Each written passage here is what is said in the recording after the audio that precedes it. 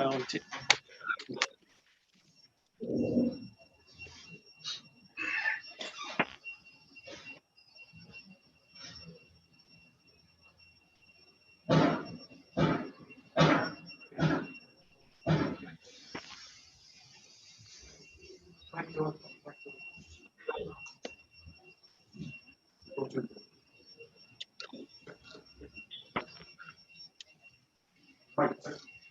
Hello.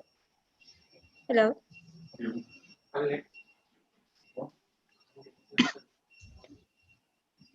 Hello. Hello. Hello.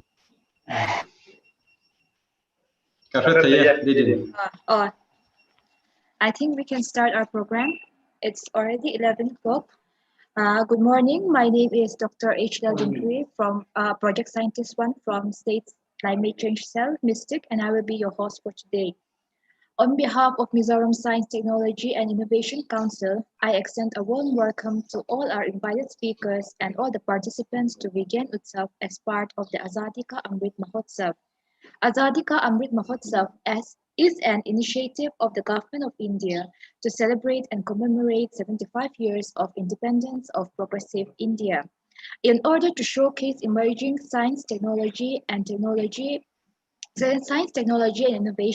ecosystem at states and union territories and its contribution towards Atma Nirbhar Bharat, a year-long program, VIGYAN Utsav, the Festival of Science, has been initiated by the Department of Science and Technology, Government of India, under the State Science and Technology Program through month-wise identified themes. VIGYAN Utsav was inaugurated by the Honorable Minister of State for Science and Technology, Dr. Jitendra Singh, in the month of September 2021. The celebration will conclude in the month of August 2022. As research and development is an important aspect of science, technology, and innovation-based developmental process, the theme for this month's VIGYAN Utsav is Research and Development Infrastructure at State Level. Today we have with us Professor John Zoltanzama from Mizoram University, P. Silanunaya from Mizoram Science, Technology and Innovation Council, Dr. H. Dalyan from Regional Institute of Paramedical and Nursing Sciences, Dr. Hans Raj from Forest Research Center for Bamboo and Rattan, Dr. Laram Diana from Pathum University College to give a presentation on research and development infrastructure of their concerned institutions. So to start our program, I would like to request Pukela Ramwana, Principal Scientific Officer, Science and Technology, Mizoram, to give the welcome address, sir. Thank you. A very good morning to one and everyone. I feel highly honored to give this welcoming speech and an opening remark at this webinar, organized by Mizoram Science, Technology and Innovation Council under the initiatives of Department of Science and Technology, DST, Government of India. First of all, I welcome all the delegates from DST, Government of India, the speakers for this webinar, participants from the state S&T councils, and all the participants from Mizoram itself. I would like to take this opportunity to thank the State Science and Technology Councils for joining this webinar. This is the bond and togetherness we have in conducting VIGYAN Utsav, the Festival of Science, throughout India. At the same time, I wish you all the very best for conducting webinar on this November's theme, which is research and development infrastructures. As we all know that the pandemic has reminded us that investments in research and development are essential to respond to and build resilience during socio-economic and health crises. Therefore, we must take every step in strengthening the research and development in all walks of life. It is in fact the duty of all the citizens of India to strive hard in attaining the nation to the highest level. I feel that our region, the Northeastern region as a whole, require more input in the field of research and development. We should not be spared by the geographical barriers, but we should find a way and come up with new ideas and innovations so that we can have more input in the field of research and development infrastructures. Today, as our host already gave an introduction, we will be hearing the exact position of what Mizoram is having in research and development infrastructures from different departments, from NZU, from IFC, from RIPANS, from Forest Research Centers, and foremost, the earliest college of Mizoram, PU College. So to conclude, I would like to thank DST, Government of India, and all other stakeholders and participants at this webinar. I hope that this strategic collaboration will help us to realize the importance of research and development infrastructure, which in turn will have a great impact on the national as well as regional research and economic development system. I'm also optimistic that the discussions which will take place here would facilitate acquisition of knowledge, which will lead us to creating a self-reliant India. Once again, I wish all the participants the very best for this webinar. Thank you. Thank you, sir, for the welcome address.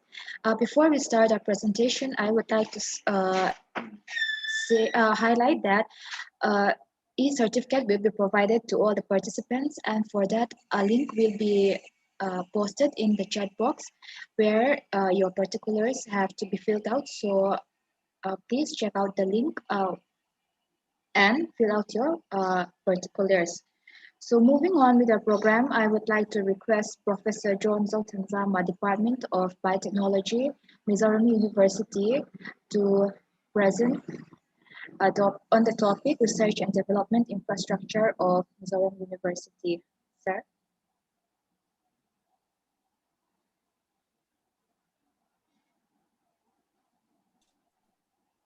Thank you, Dr.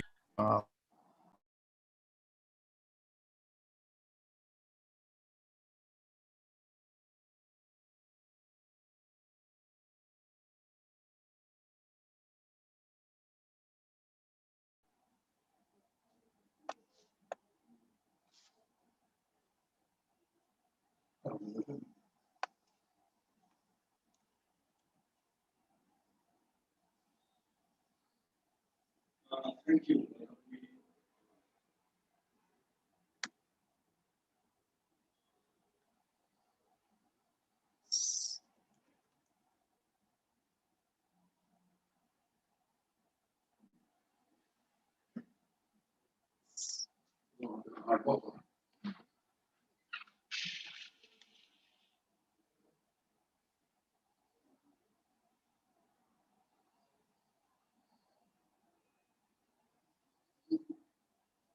Hello.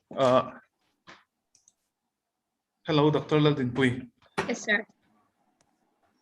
Yeah, I'm back. Okay. Very sorry that the campus internet is down, so we have a big challenge. So I will put my video off also during my presentation. Okay. First of all, I would like to share my thanks to the Department of Science and Technology, or Mizoram Science, Technology and Innovation Council, the Directorate of Science and Technology, Government of Mizoram, who invite me as resource person in this online VIGYAN UTSAV program of Azadi Ka Amrit Mahotsav. Yeah, it is indeed a very important topic that we are going to ponder upon today. So, regarding research and development, one of the first and foremost things are the basic necessities for which today we were having a trouble right away from the beginning here in our own campus here in Mizoram University. All right. So anyway, notwithstanding all those, forgetting about our challenges here, Let me present the situation of Mizoram University. All right, is my screen visible? I have shared the screen. Not yet, sir. It's not coming. Yes, sir. It's not coming. The host has disabled. So whoever is working on it is being disabled. Oh yeah, now it's possible. It's coming. Okay. Yeah.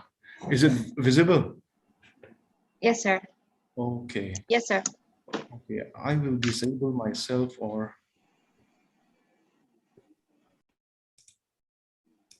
if I put on, yeah, still coming, right? Yes, sir. Okay. Let me start on the research and development infrastructure of Mizoram. But to start with our situation, I would like to share with you the scenario of Mizoram University. It was created by an Act of Parliament in 2000 and became functional in 2nd July 2001. So it came a long way, and for the first time it was accredited A grade by now in 2019.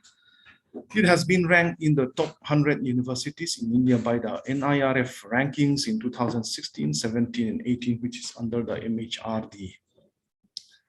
Currently, there are 35 academic departments offering UG, PG, MPhil, and PhD, including vocational courses. Around more than 250 full-time faculties are presently here in ZU, with more than 75% of the faculty having PhDs.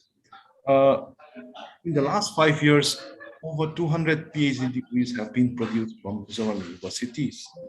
City. Around currently at a time in a year, 3,200 students are there being admitted, who are in the first year and second year of PG, along with the engineering students. And there are around over 300 students in PhD. The faculties, along with the research scholars, have published papers in reputed journals, books, and as book chapters in volumes in line with Scopus Web of Science and Indian Citation Index database. More than 5,000 citations recorded with the average age index of around 26 Scopus and of Science in the last few 2-3 years. So today I will just present things about Mizoram University. That is Binance Incubator. We have the Binance Incubator. Let me disable, because my network is very bad. I will just disable my video. So we have the Binance Incubator. We also have the Tech Hub, Bioinformatics Center, the Incubation Center, Central Instrumentation Laboratory, and Natural History Museum. All of these which are under funded externally from the various funding agencies. Then we will talk about the School of Life Science, the School of Earth Science, the School of Physical Sciences, and the School of Engineering and Technology. So this is the Binance. First talk about the Binance Incubator that is available in Mizoram University. The MZU Binance Incubator is a biotechnological incubator to assist startup enterprises in accelerating development and commercialization of new technologies by providing space and providing equipments in the laboratories. The equipments are usually made of the plug and play instruments that will enable the incubatees to develop their entrepreneurship, whatever they are interested upon. It is funded by the GIRAC under the Department of Biotechnology with 3.8 crore budget. and provide infrastructure and scientific support to researchers, investors, or entrepreneurs, and those who are interested and related with life science or medical science or environmental science, and which have viable, successful enterprises. Okay, and it presently houses 3 incubators. It has just started last year after setting up due to COVID lockdown. So presently, immediately 3 incubators are being registered and are working at the Binance. These are some of the laboratories and offices that are in place. Presently, they have a mycology and animal cell culture lab. They have a common instrumentation lab. There is a working space for 40 incubators as depicted in this picture, with small cubicles for each of the incubators. There is a conference room, and there are meeting areas, and there is a small pantry with a very good, well-developed administrative office. These are some of the equipments that they have presently. I will not go into details about these equipments. Then we have the Advanced Level State Biotech Hub, which is an initiative of the Department of Biotechnology, Government of India. So to promote research and development of trained manpower.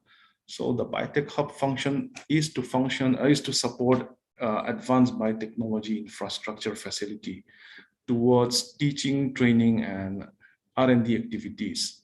So it also has linkage with other institutional biotech hubs for collaborative activities. It has involvement in societal issues and creating awareness among general public, even the schools and also the college students. It is situated in the Department of Biotechnology.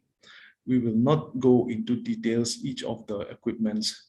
So Biotech Hub has been functioning since around 2007. So in that course of time, it has accumulated a lot of scientific instruments and equipments, which are one of the most sophisticated in the field of biotechnology. So these are some of the equipments that are available at the Biotech Hub. So we have a great number of equipments in the Biotech Hub. So I will not go, as mentioned, into each of the details. There is the workstation available as well. Then recently, through another project, there has been obtained the HP Z8 G4 workstation with a server of model HPE ProLiant DL560. These together cost around over 60 lakhs. So these are some of the equipments at the Biotech Hub. Then we will not mention how they work, or these are all available for students from the various departments of the university or even from outside the university. There are researchers that have often come to get access or to work in the Biotech Hub. Records are there of all researchers who have access.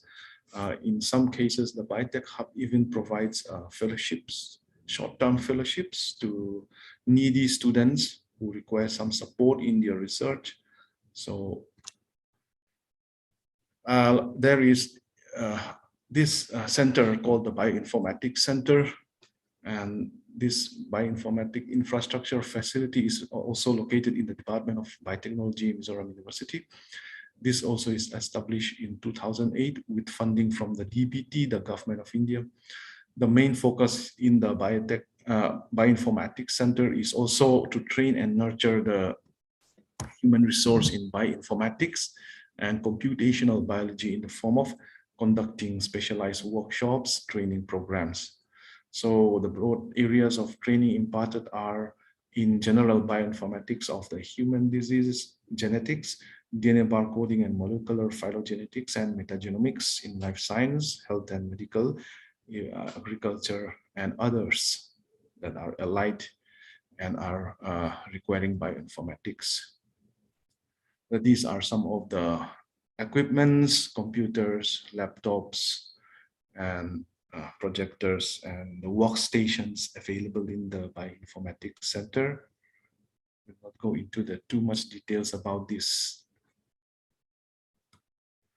Then, yeah, these are some of the softwares available in these various desktops, laptops, and the servers, workstations. Then the Mizoram University Incubation Center. This is the first of its kind, which is a NIDI-TBI powered by the DST, Government of India, ever to be hosted by a central university in the Indian Eastern region. So the project budget is around 10.75 crore with 4 trust areas, that is manufacturing and engineering, then energy, agriculture and its allied areas, and in ICT. And it is housed in a state-of-the-art center, which is very well developed with 3D rooms and fabrication and prototype lab. The incubation center works in partnership with Indian IIM Calcutta Innovation Park and an official arrangement of mentorship recommended by the DST itself, that is the Innovation Park. Then the center is also a partner institute to the MEDMOC, that is the Mizoram Entrepreneurship Development Committee. So, as well as it also has association and MOU with various national and international bodies, institutions, and agencies. It mainly strives for creation of technology-based new enterprises, facilitating transfer of technology, fostering the entrepreneurial spirit, speedy commercialization of R&D output, and specialized services to existing entrepreneurs. So it has nurtured and developed a lot of entrepreneurs to the young budding scientists as well as innovators, along with entrepreneurs of Mizoram. So it has a very remarkable and very good track record in this regard. These are some of the machines in its various trust areas, agriculture and allied, and in energy, and in mechanical and engineering.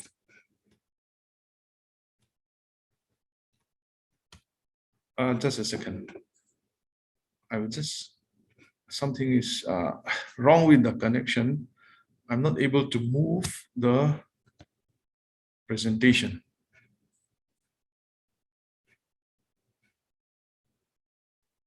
Just,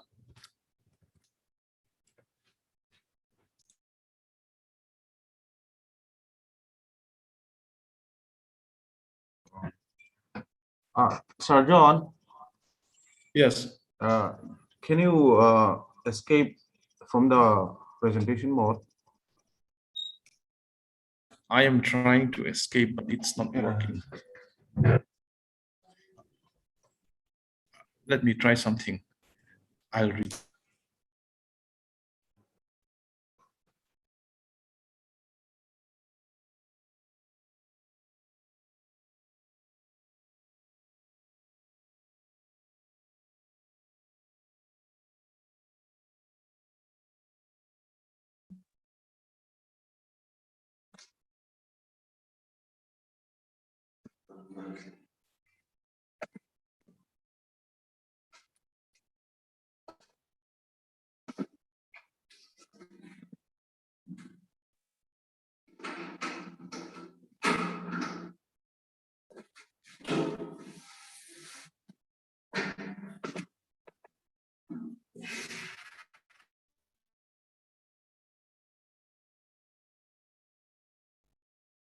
Is it coming?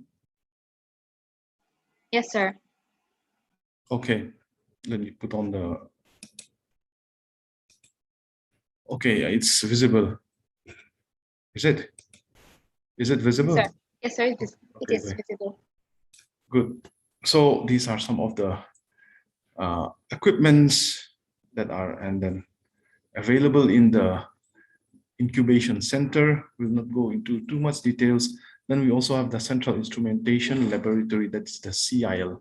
This CIL, Central Instrumentation Laboratory of Mizoram University, was established in 2012 with a total budget of rupees 12.50 crore under the 11th plan and with financial assistance with the DST New Delhi. So it houses around 15 sophisticated instruments. So its objective is providing a facility to researchers of all areas, and it also caters to the interdisciplinary applications to all the science departments, even social sciences or the humanities as well. So it is common to all the researchers and students. All right. Then these are some of the equipments available in the CIL. For spectroscopy, we have these following instruments.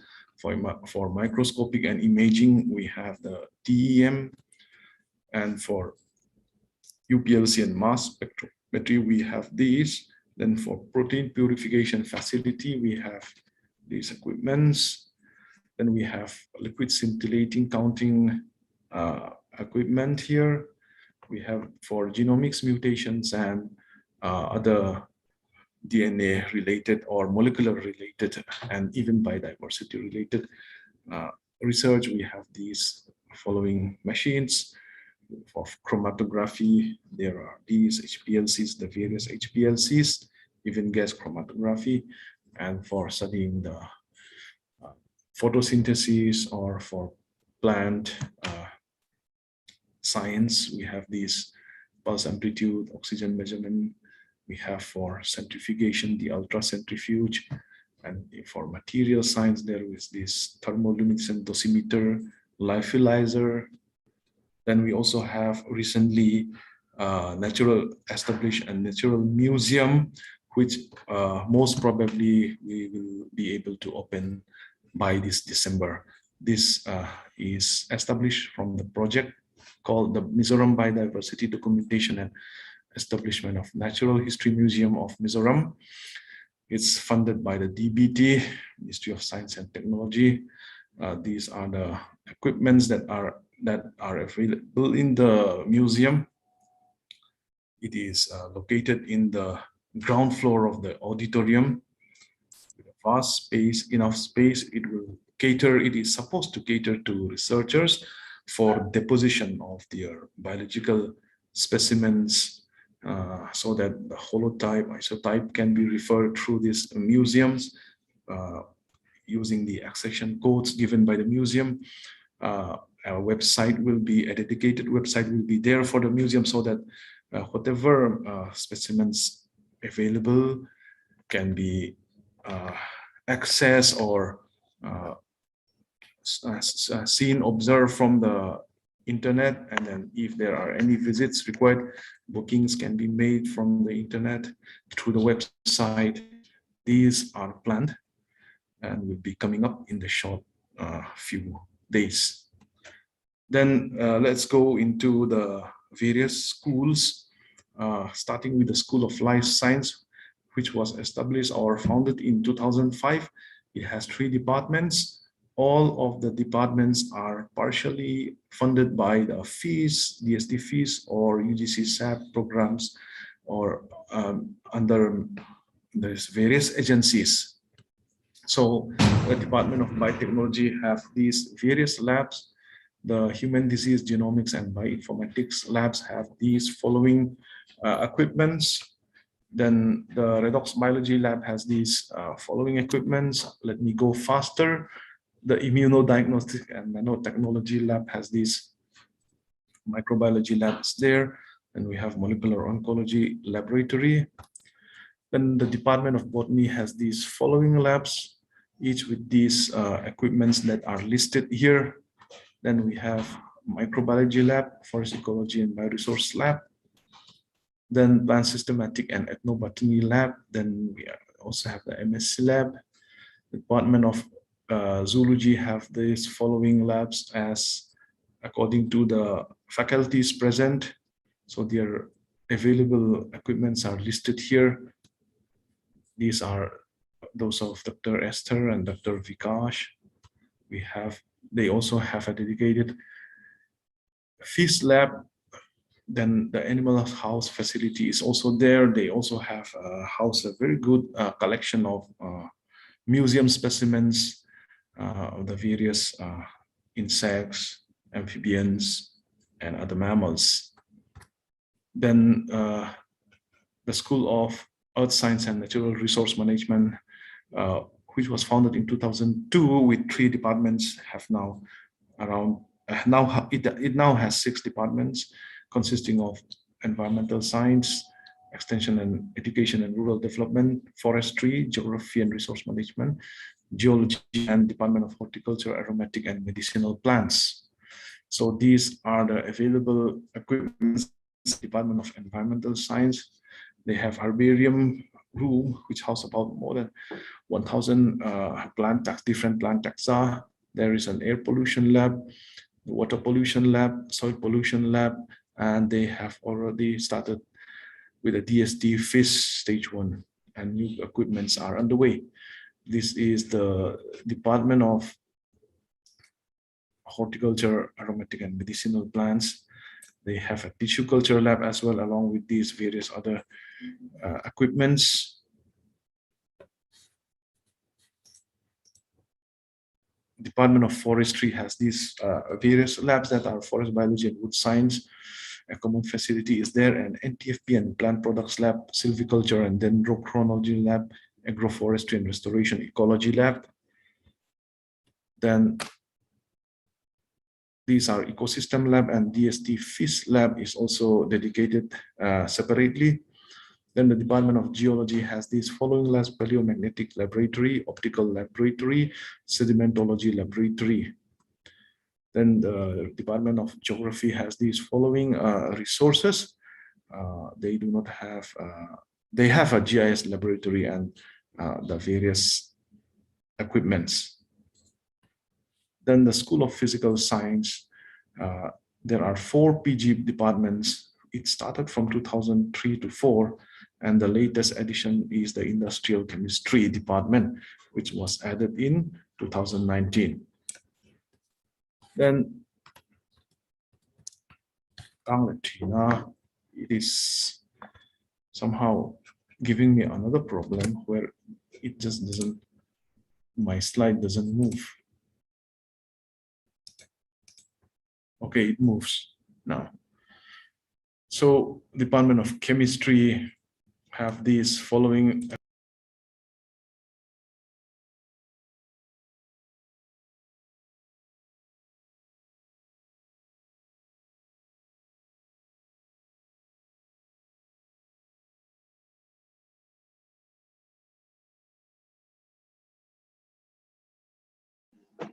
Hello, sir. Yeah, I'm not audible, right? Now it's audible. When I am audible, the slide doesn't move. That is the challenge, the real challenge that I'm facing right now. When I am audible,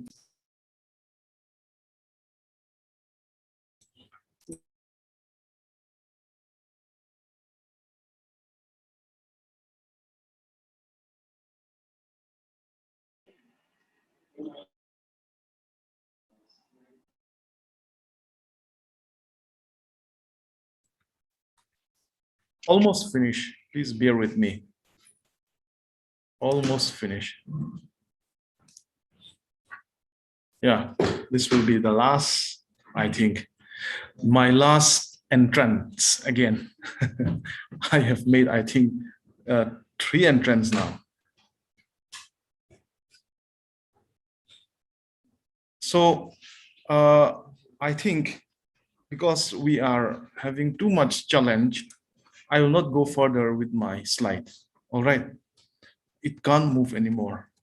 So in order to save time, I think this is not the, I think, the platform to go into details all about our equipments that are present there in Mizoram University. But I think I can just say that there is the School of Engineering, which we have not yet gone into the slides, but they have their own required equipments. They are at the beginning stage because what I would like to share here is that in the university, it seems that there is no separate dedication of the funds coming from the UGC for development of research and infrastructure, especially acquiring of the equipments for acquiring equipments. So it appears it is at this stage. In fact, the situation is that the faculties of the various departments are making all efforts to get projects from the various funding agencies to acquire the various scientific equipments through the projects that are being granted to them. So those departments that are very active, proactive, where those departments that are having good faculties or teamwork are having, it seems, at the present, more projects. I'm not belying or not downgrading those departments that are not having equipments. The situation, the right situation or the real situation is this, that the faculties really have to go in search of funding from the various funding agencies for getting the equipments through these projects. So that is the situations. But despite these situations, most of the departments are able to acquire the their equipments that are required for their further research. So at this juncture, I don't know if there can be a platform in which research institutions can bring about their requirement for acquiring these or for having necessary funding, because there can be a situation where a department having young faculties who are undergoing their initial stage, say who are about just finishing their PhDs, it's not easy to get projects right away. So in that situation, there can be a situation where a department will just continue to be not getting any equipments for a long time, 3-4 years, until and unless those faculties are getting the funding from the various funding agencies. That is what I would like to share. So I think with those words, I would like to thank the organizers, but I feel that I should say sorry for the great break interruption that I am presenting to the audience because of the unavailability of internet in Mizoram University today, because maybe the challenge is because of electricity, interrupted electricity, as well as the internet connectivity. All right, so those are much still challenges that has to be made till now. I think that's what I can share. Very sorry that I cannot share the full presentations that were being prepared. All right, with those, thank you. Thank you, Professor John. In spite of the connection problem, it was still very enlightening. And I would also like to say that I have made great use of the Water Pollution Laboratory in Department of Environmental Science, as well as the CIL Laboratory in my research work. And I wish Professor John all the best for his future research work. Thank you, sir. Thank you, thank you. Thank you so much. Moving on to our next presenter, I would like to request Pu P. Nirnaya, Scientific Officer, Innovation Facility Center, Mizoram Science, Technology and Innovation Council, to present on the topic, Development Infrastructure of Innovation Facility Center, Mystic. Hi, good morning, everyone. Am I audible to you all? Yes, sir. Thank you. Today, in an ongoing celebration of this 75th year of independence of India, and under the program of this Azadi Ka Amrut Mahotsav, and I am very much delighted to present this topic today. And my name is P.C. Milne, Scientific Officer, and I am put as in charge for this Innovation Facility Center under Mystic. And today I'll talk about this topic, the infrastructure of this Innovation Facility Center. And I'm going to describe in a little bit detail in a bilingual manner. Bilingual in the sense that those who attend this meeting might be able to understand better and may convey in a better way for the utility of the center. So let us first see the glance of this center. This is established under the state government program, and the name of the project is the Development of Indigenous Technological Innovation in Mizoram 2, Innovation Facility Center and Enhanced Protection of Ownership. Just wait, let me minimize this one. And it has four main objectives during the initial conception of this project. They are this providing scientific and technical assistance to grassroots innovators.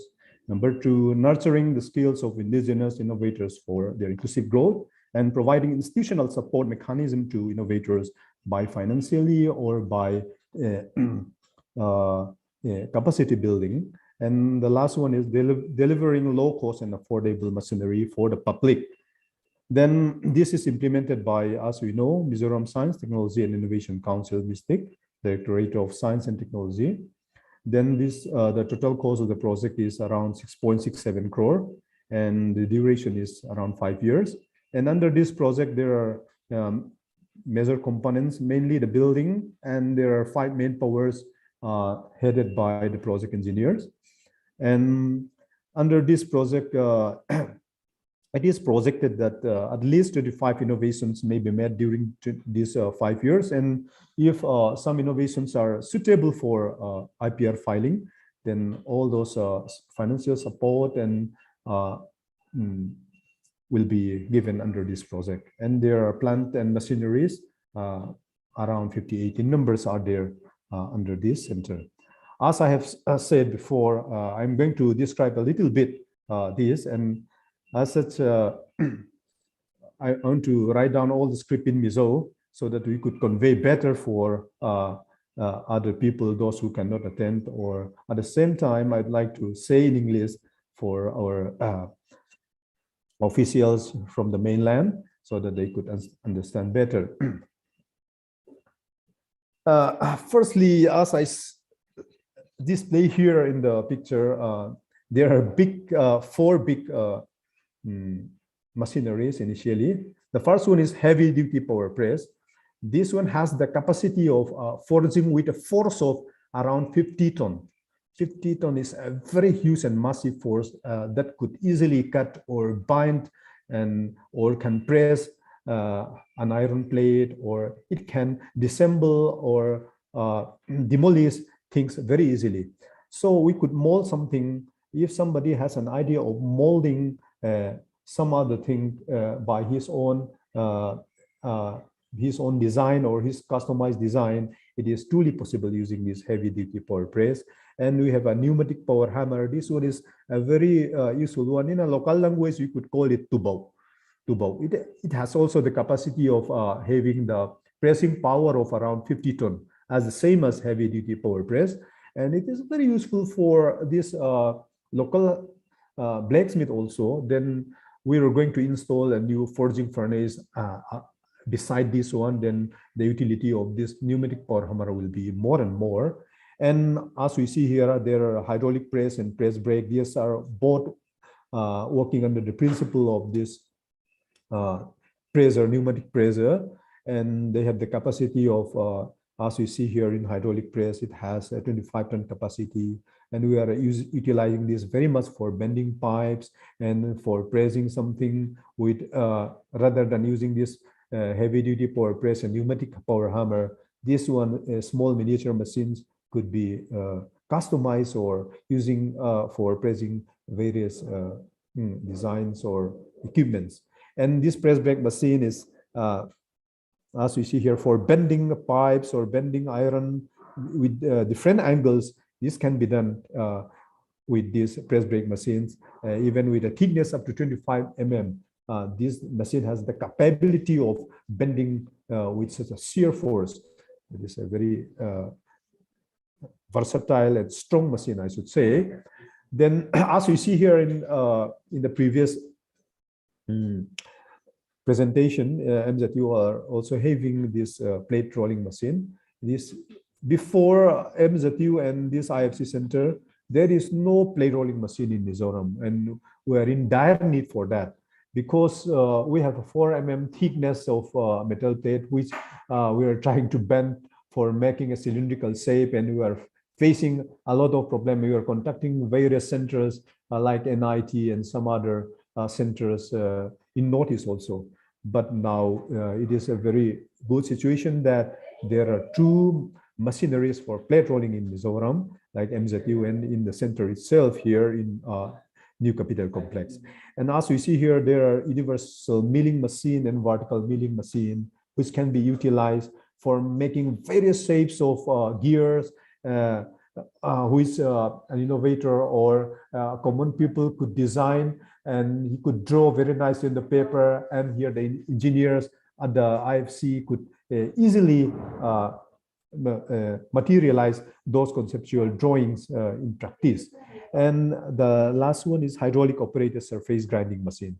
This one is, as the name suggests, it can be utilized to polish the surface with uniform depth, and it could polish very nicely such that one could not even detect a very single or small scratch on the surface. It is really a mirror polish, and a finely polish could be established using this hydraulic operated surface grinding machine. And shaper machine is also not available in Mizoram except here in the center. This could make a P slot or a V slot, or depending on the accessories or tools attached to the machine itself, various shapes and sizes could be designed.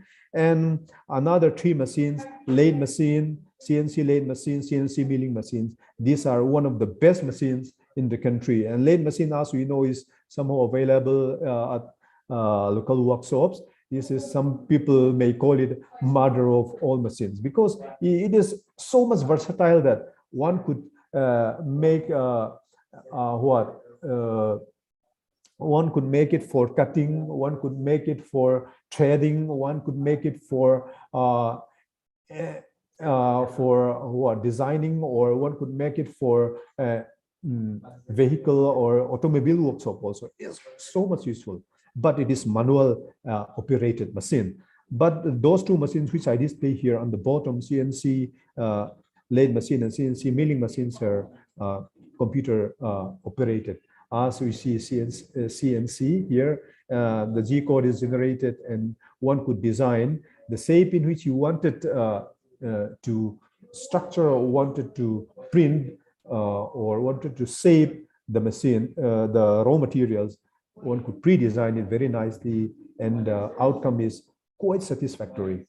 Whatever all the raw materials we have, this is the best available machines in the world, I should say. Not our machine, I am not talking about CNC. CNC is the best machine we have right now in the world to design this kind of hard materials, to print out iron materials for designing purposes.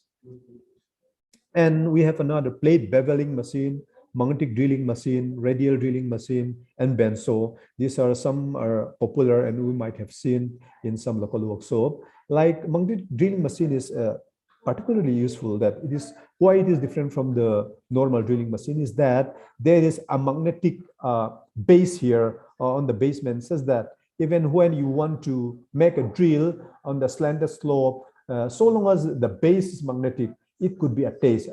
It could be attached to on the base or in which you want to make a support. It is very, very useful. And let's see, like plate beveling machine also. In Mizo language, we say that Mizo history usually say that pak siam na. Pak means you have a very sharp corner with a 90 angle, 90 degree. But sometimes a 90 degree is not so much appealing to eye. So one could make use of removing those 90 degree wala sub corner. So this machine is utilized for those kind of purposes. And radial drilling machine is also very useful depending on the tools or bits you put over there. One could make a hole, one could make a big or small holes, maybe on the wood or maybe on aluminum or iron, whatever material he requires, you could put on that. And bandsaw machine is very useful. And one of two of our engineers went to Kolkata and see that how they utilize this kind of bandsaw machines in the heavily utilized workshop in the mainland. It is a very, very useful machineries for cutting heavy iron structures and all.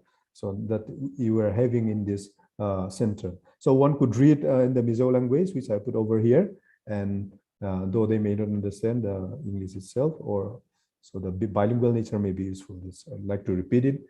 And bandsaw is also, we have, this is can be utilized for cutting iron as well as wood, depending on the blade we put over there. And electric hacksaw is also there, as I spoke about before. Bandsaw horizontal and this electric hacksaw are more or less the same. This is for cutting iron structures and all, and it could cut with a very precise manners.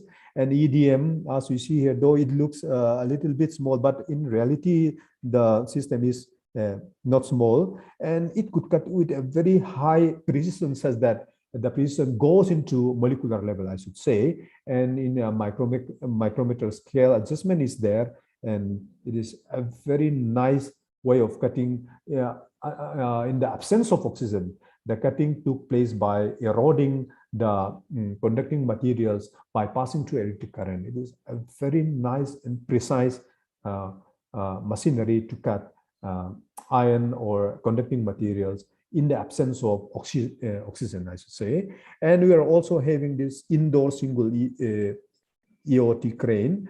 This crane is very, very useful for lifting heavy objects. If one is bringing some big machineries for manipulating in our center, rather than using a very large number of manpower, this high utility EOT crane could easily lift up here and there at every possible corners inside the center. And it has the capacity of at least 5 to 6 tons. So we are very much proud of this, and we are utilizing a lot.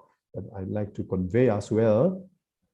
And we are having plate cutting machine, which is operated with magnetic capacity or magnetic capability also, and depending on the shapes, depending on the shapes and size of the desire or customized we have already, one could go along with that and cut another samples. So this one is a very good and precise machinery, I should say. And we are having various welding equipments as we display here. Tungsten inert gas welding, plasma cutting machines, metal inert gas welding. All these are types of weldings are available in our centers, like plasma cutting machines. Here, cutting in the various shapes and size and with some zigzag manner is almost impossible using some like bandsaw or horizontal or those kind of machines. But using this plasma cutting machine, depending on the dexterity of the handler of this plasma cutting machinery, one could cut in such a way that the cutting is so much precise and can go in various directions. So the time for cutting iron materials takes a very less time in comparison with this conventional kind of cutting. So we are very much proud of this kind of machineries and heavily utilize it right now also. And as we see here, tungsten inert gas welding and metal inert gas welding are also available. These names suggest that in the absence of oxidation, welding is better, and what I should say, the adjustment of current and voltage, and with better precisions, one could get, rather than this normal stick welding, one could get better and smooth and eye-appealing welding. That all these kind of facilities are available in our center. And gas welding and these kind of things are also popular. And electric welding, this stick welding, this we have seen in a normal workshop in our daily life also. I needed to explain it a little bit further. And this powder coating machine or equipment is what we're going to make advertisement in the near future also. Actually, our center may be the first one here in Mizoram to provide this kind of setup. In powder coating machine, one could coat using epoxy kind of resin, but which is electrostatic in nature, and it could coat for some conducting materials only. But the coating or the painting, I should say, painting may not be a good word for this kind of thing, but one may not differentiate at all initially. But the coating firmness or the smoothness is so much good that it is the finish is so much acceptable, I should say. Most of the cars, these which are depending making of metallic nature, are coated with this powder coating equipment, and it is quite durable, and it is what I should say, it is quite durable. Not only durable, it is highly thermal resistance also, because here, as you see in the chamber, the newly coated material is here set under high temperature around 200 degrees Celsius for at least 30 minutes. So that kind of thermal setting makes the product quite durable and smooth also.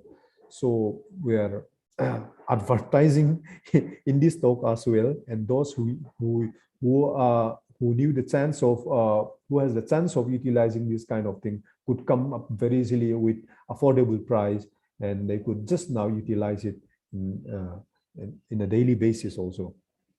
Then 3D printer, this one is popular, but here we are in a center, we are utilizing this 3D printer a lot. See, rather than this, if we are designing our materials or our innovative devices with iron itself, sometimes we don't know whether the newly devised equipment or machinery will work or not. We don't know that. It may not work at all. And it may be sometimes difficult to visualize also how it will come up with its shape. Sometimes the shape may not be in proportion also. So here 3D printer comes into play. 3D printers print the miniature version of the prototype, and even sometimes the prototype or the working model we require may be a plastic itself. In such case, the 3D printer version is the real model or the working model. So this one is quite useful. And as we see here, digital altimeter and what this way,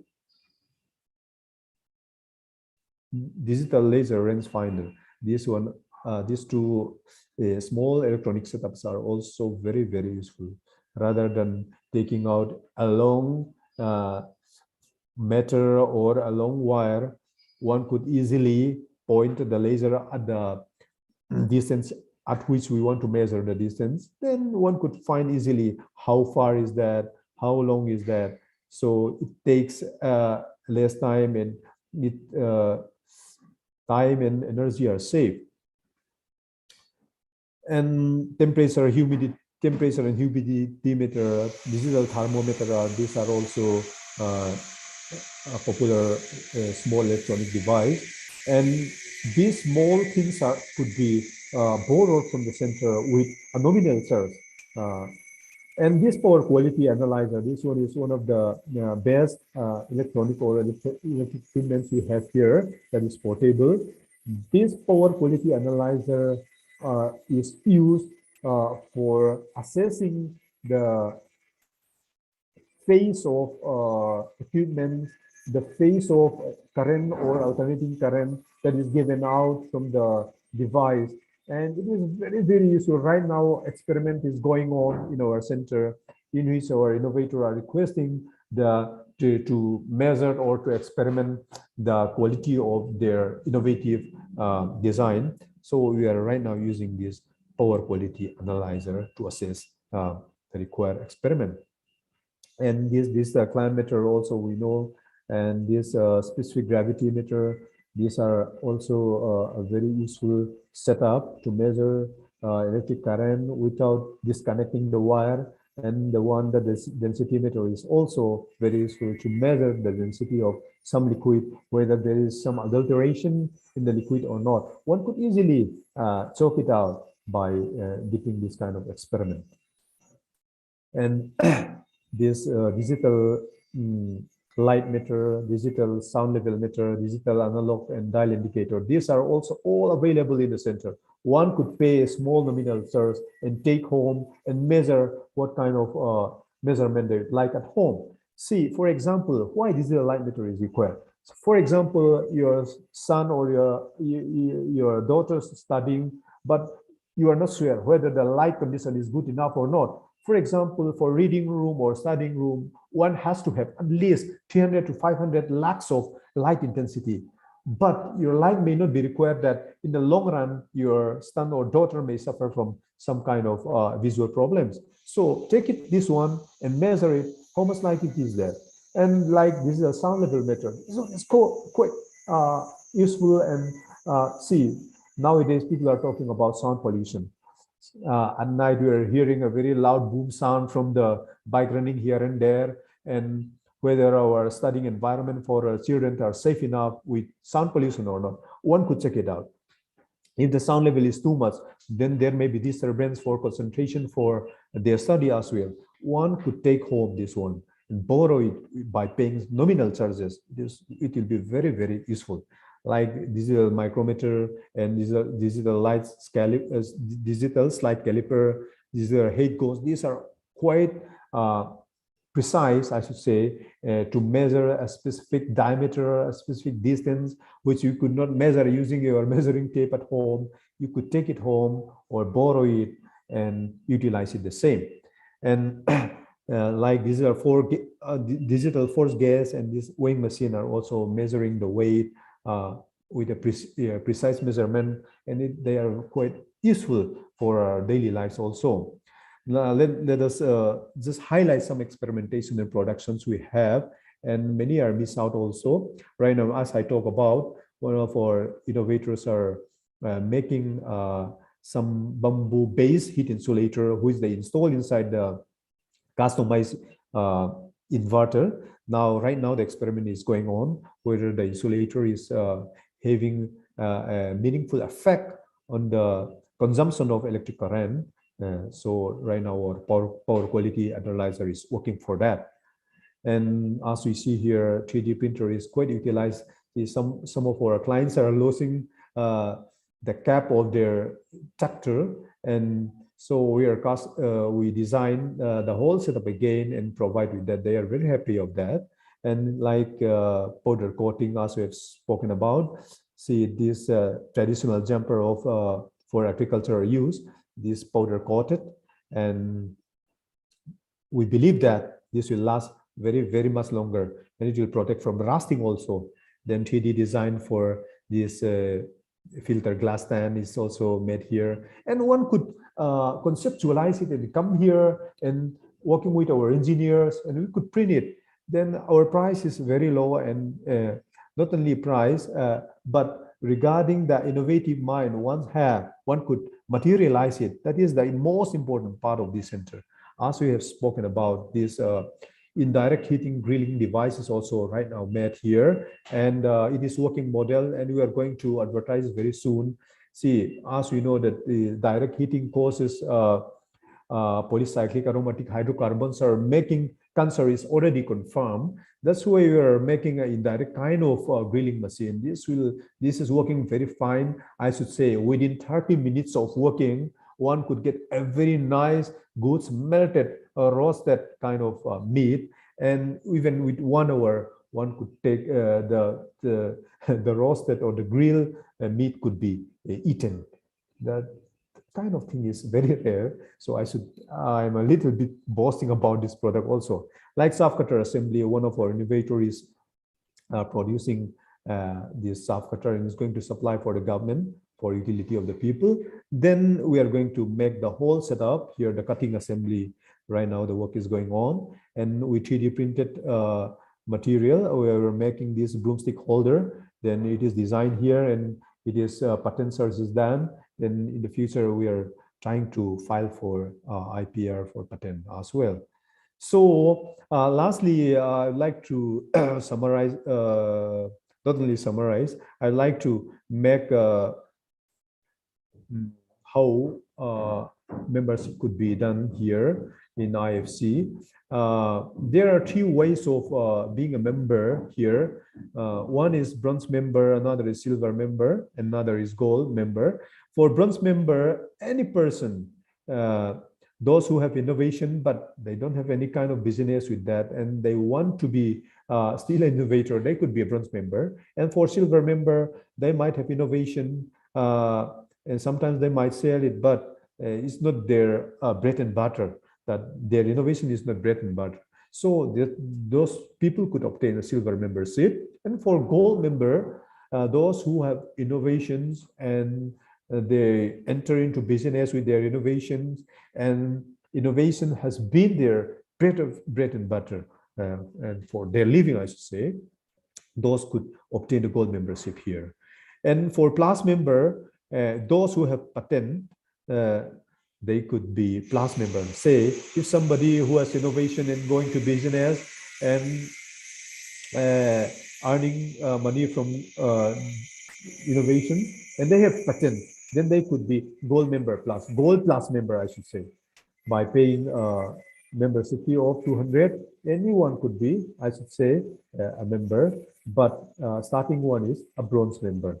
So that is today's talk. So if anyone has any doubt or any clarification more is required, one could approach. And that's all. Thank you.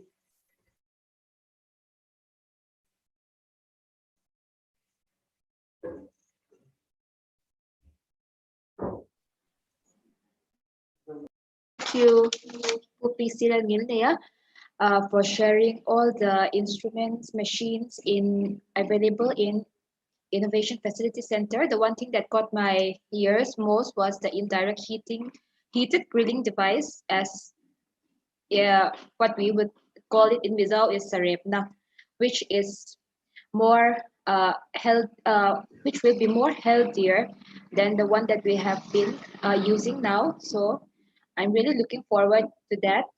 And also, if we have any innovation ideas, but we don't know how to bring our ideas to life, I think we can just approach the IFC Center and they will help us with our ideas. And moving on to the next presentation, we have Dr. H. Lelhen Moya, Head, Department of Pharmacy, Regional Institute of Paramedical and Nursing Sciences, to present us on the topic, Research and Development Infrastructure of Refunds in Mizoram. Over to you. Thank you, Madam.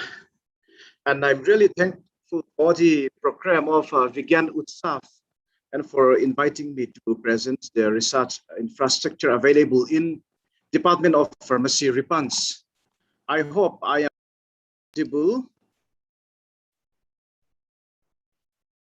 I hope I'm audible.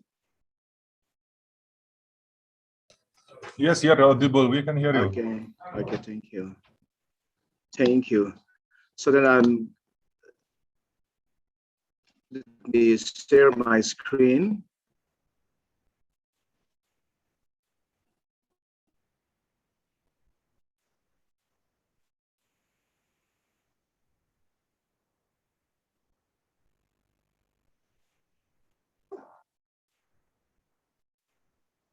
I hope my screen is visible.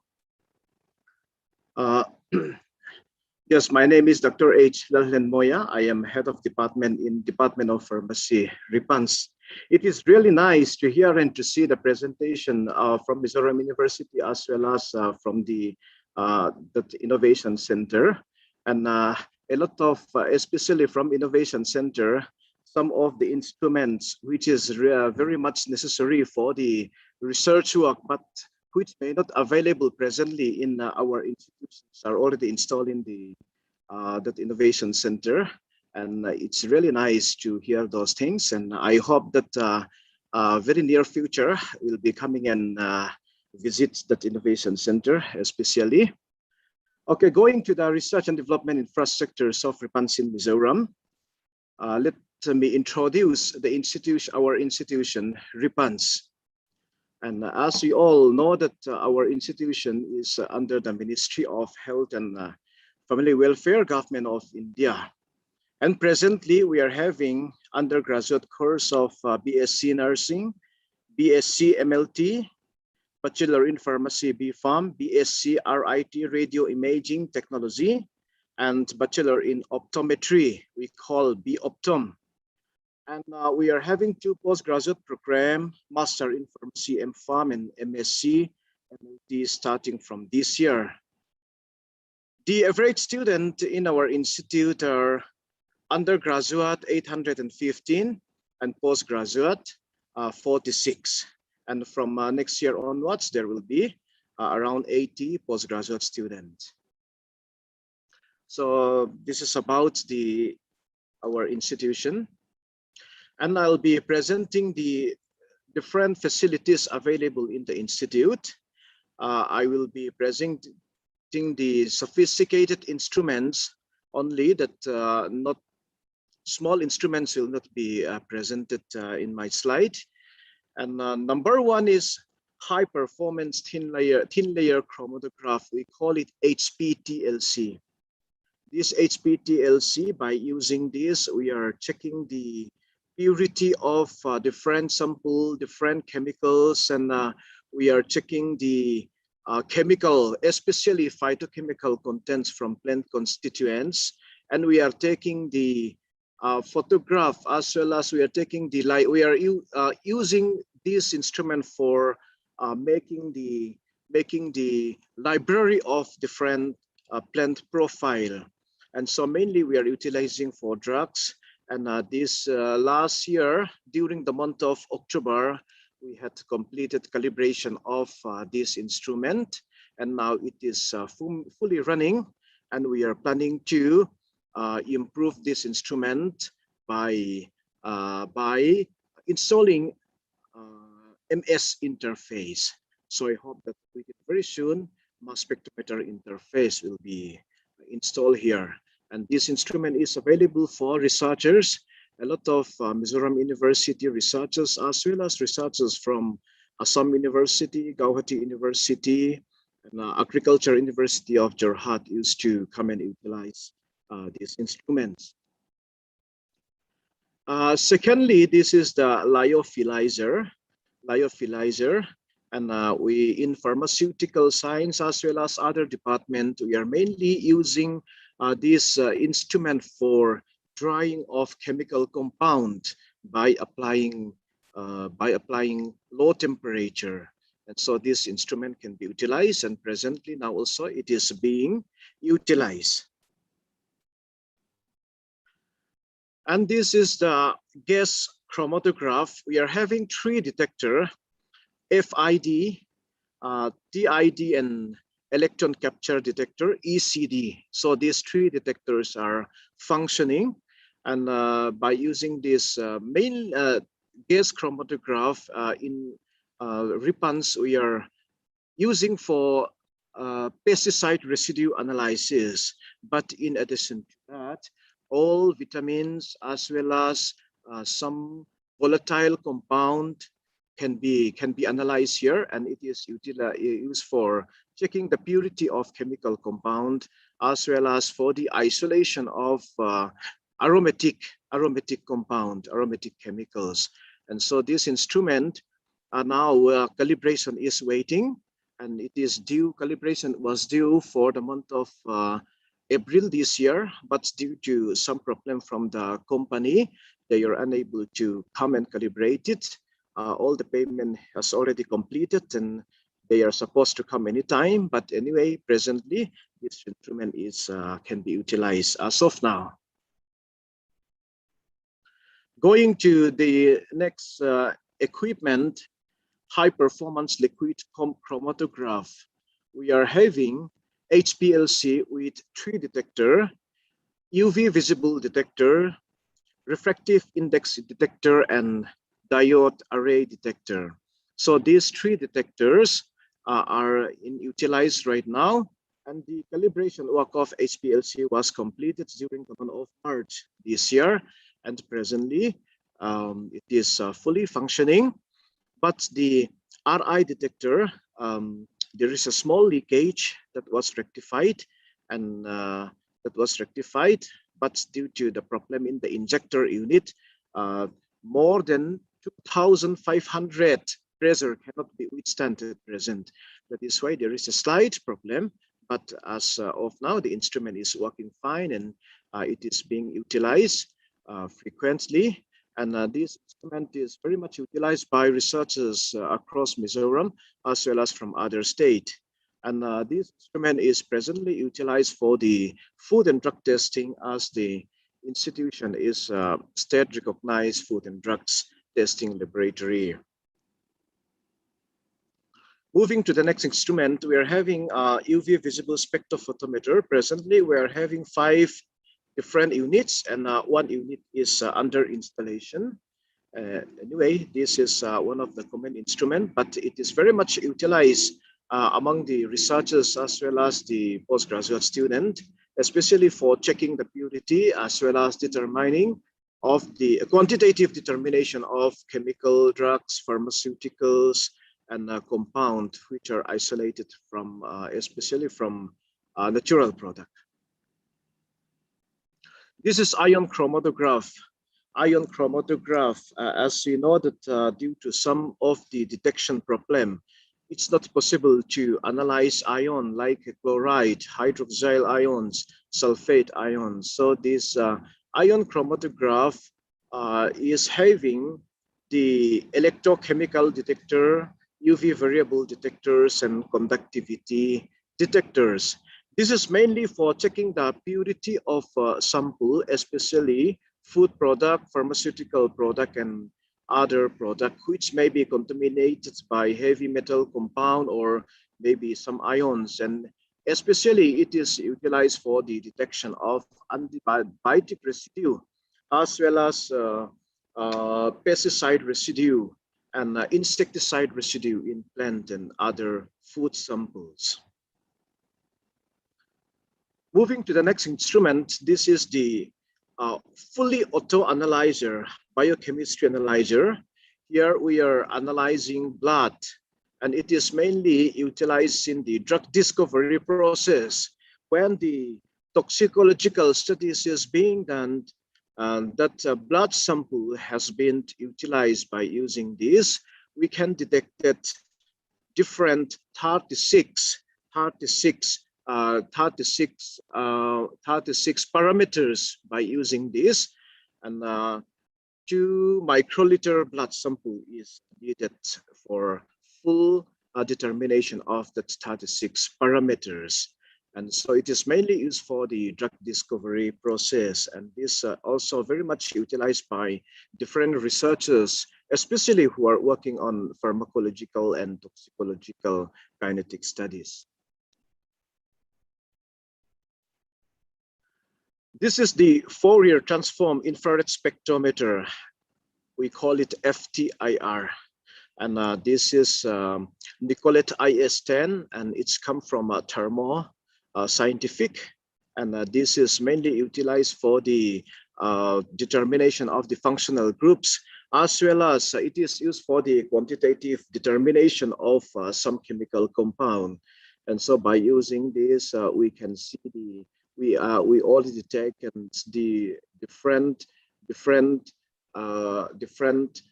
sample we have created a library for identification of different samples.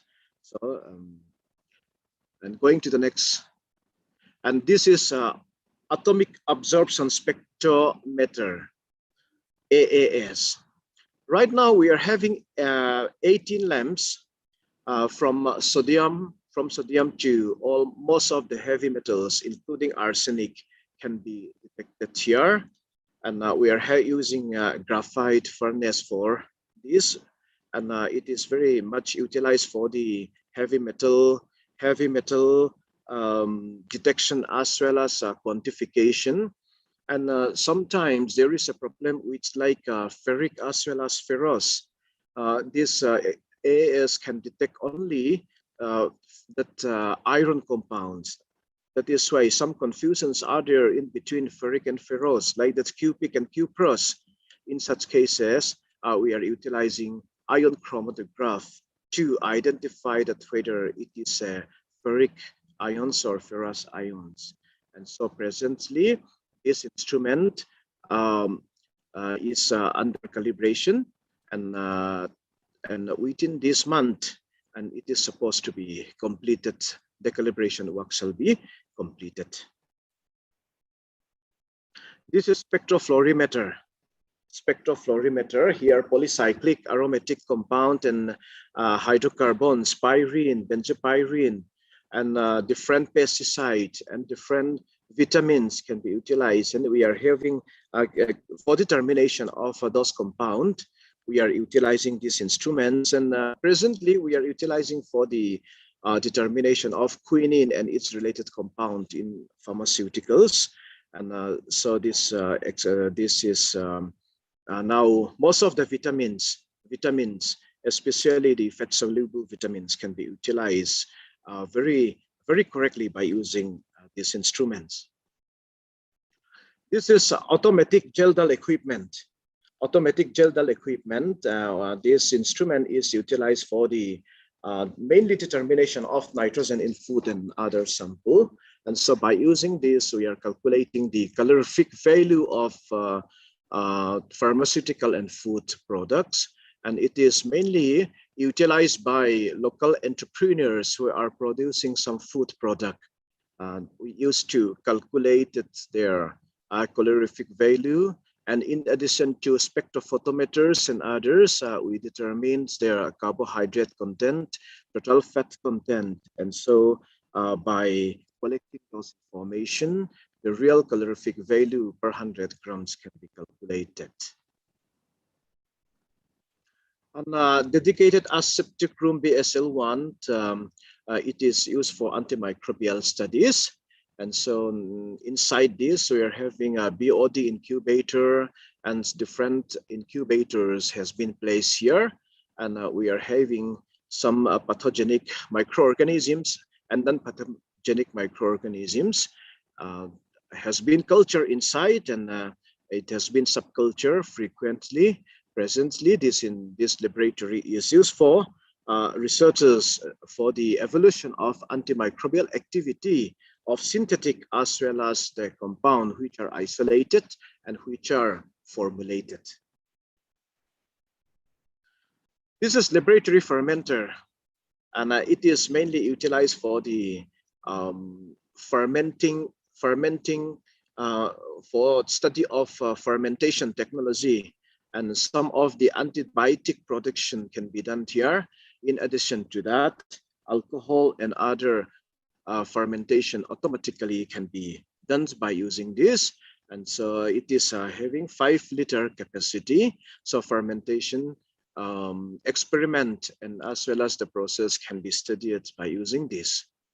And we are having PCR, and with the help of Pachunga University College, we are operating this. And now this PCR is fully functioning and it's operable. We are having one aseptic laboratory which is ready from this month for cell line studies. Under that, we are installing carbon dioxide incubator and biosafety cabinets B2 class 2A, and we are installing ELISA reader, and we are not in a photograph, cryocan, fluorescence microscope have been installed here. And so now we are ready to do some cell line studies. And this laboratory is now met in aseptic conditions presently. Once aseptic is achieved, then it will be cell line studies shall be started by these laboratories, and we are hopeful that by the month of December we'll able to start the cell line studies in this laboratory.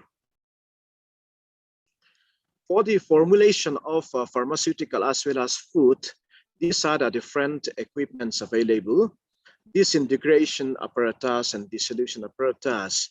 So if any one of researchers working on the formulation of tablet, formulation of capsules, formulation of other solid dosage form.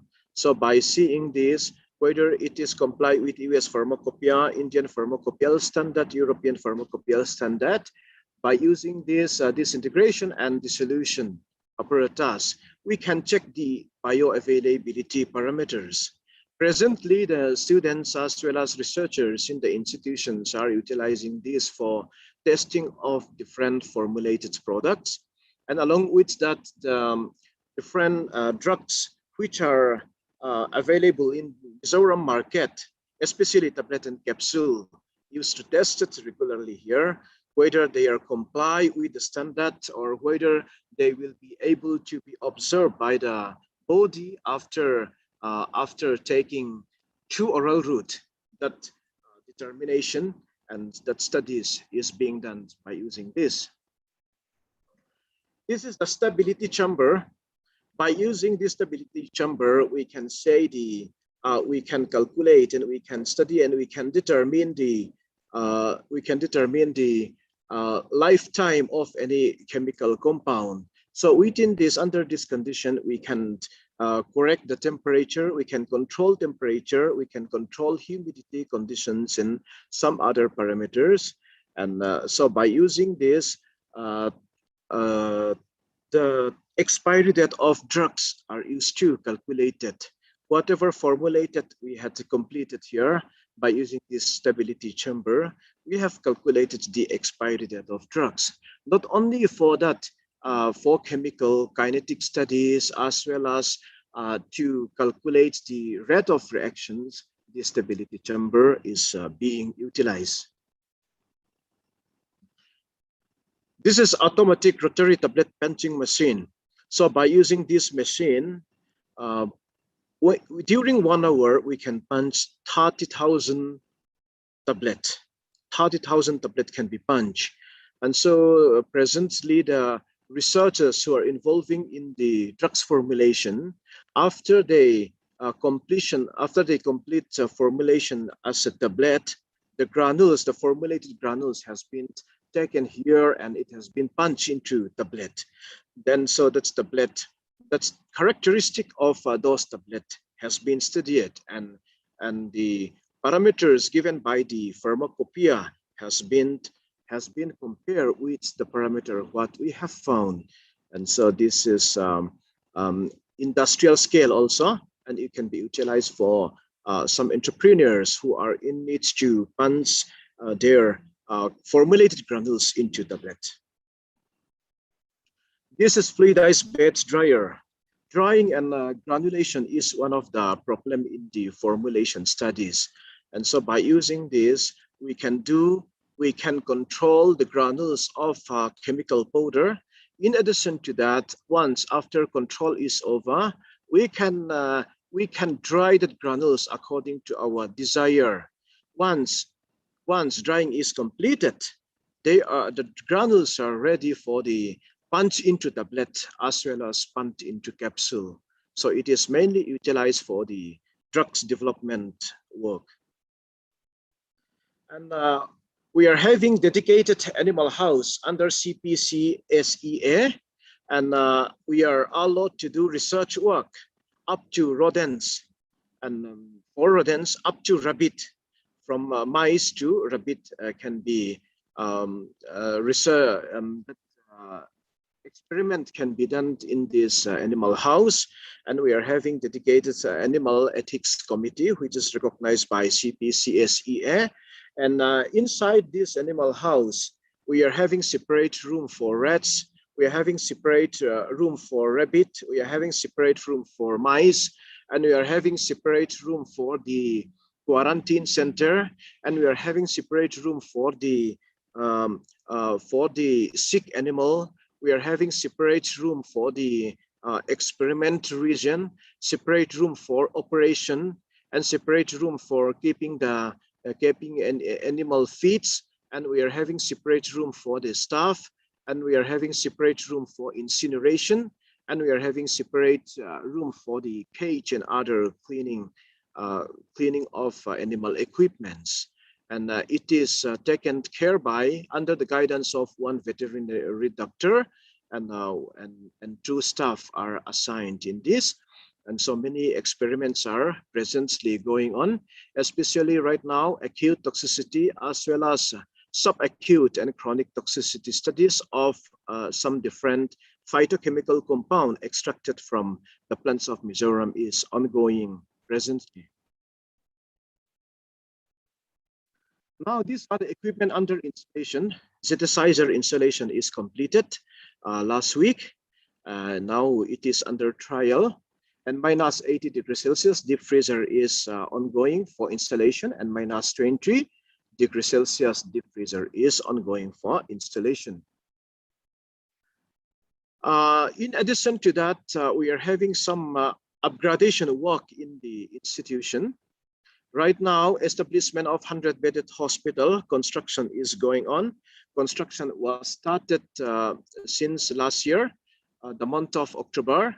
Right now, a lot of workers and engineers are working inside the campus, and the construction is ongoing, and it is supposed to be completed by 2023. And construction of 100-capacity auditorium, sport complex for volleyball, basketball, table tennis. Our construction is also going on by the same contractor, and construction of new academic building for the PhD as well as for postgraduate. It is taken care by the same contractor, and construction of guest house is now almost completed. These are the ongoing upgradation work in the infrastructure development of the institution. This is our future plan. In fact, liquid chromatograph mass spectrometer detector is already approved by the ministry in 2018. But due to some problem in the, in fact, it's not a big problem, but due to unavailability of space, this has not been installed right now. And so we are taking up for installation. And I hope that very soon, liquid chromatograph as well as with mass spectrometer will be installed, and it will be used for researchers to identify some unknown compounds, as well as for the pharmacokinetic and pharmacodynamic and other toxicological studies, and for the chemical character and chemical nature studies will be able to be performed by using this. And now, as I said, HPTLC with MS mass spectrometer detector will be installed, and RT-PCR installation is under process. This is the future plan, what we are planning to do in the near future. We are having challenges, although I was not informed to talk about the challenges, but I would like to highlight its challenges, because most of the researchers as well as those who are controlling of the sophisticated instruments are present today. Here, the main challenges we are facing in our institution is that unavailability of service engineers on time. I don't know whether you are facing this problem or not, and maybe it's due to the remoteness, or many factors may also be there. But here, right now also, we already paid engineers fee and others. Payment was already completed for some instrument and calibration work, but they're having some difficulties of coming. And when the instrument is under warranty, very easily they can come and they can do. But if it is out of warranty, this is one of the problem we face, because when instrument is under utilization and we need some people who will be assisting in the problem very soon. If they do not come quickly, sometimes our sample got deteriorated, and again we need to prepare sample, and this is one of the problem. And another problem we have faced, what I have not written here on the slide, is electric art line problem.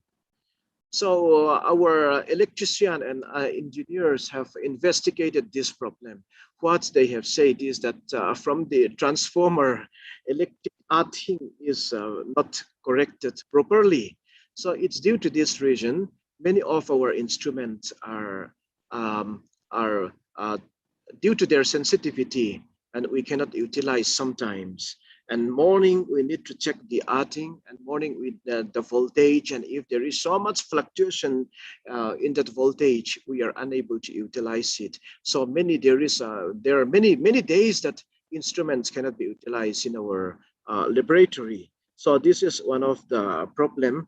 And as a science research community, I think that if you face this kind of problem, we need to take up these challenges togetherly. So these are the infrastructures, facilities, what I would like to present today. And there are small instrument like pH meter, conductivity meter, water purifier, and those supporting instrument, and good quality of chemical balances. Those are also installed in the institution. And we are trying to support as much as possible everyone who are in need to utilize this instrument, and I hope that these instruments will be utilized for the researchers from Mizoram in future also. Okay, thank you very much. Thank you, sir, for giving us information about the different instruments available in your institution. Before we go on to the next presentation, I would want to highlight that the registration link for the e-certificate is available in the chat box. And now, moving on to the next presentation, I would like to request Dr. Hans Raj, Scientist D and Head, Forest Research Center for Bamboo and Rattan, to give us a presentation on the topic Research and Development Infrastructure of FRCBR in Mizoram. Over to you, sir. Okay. Thank you, P. Laldin Pui. Thank you very much.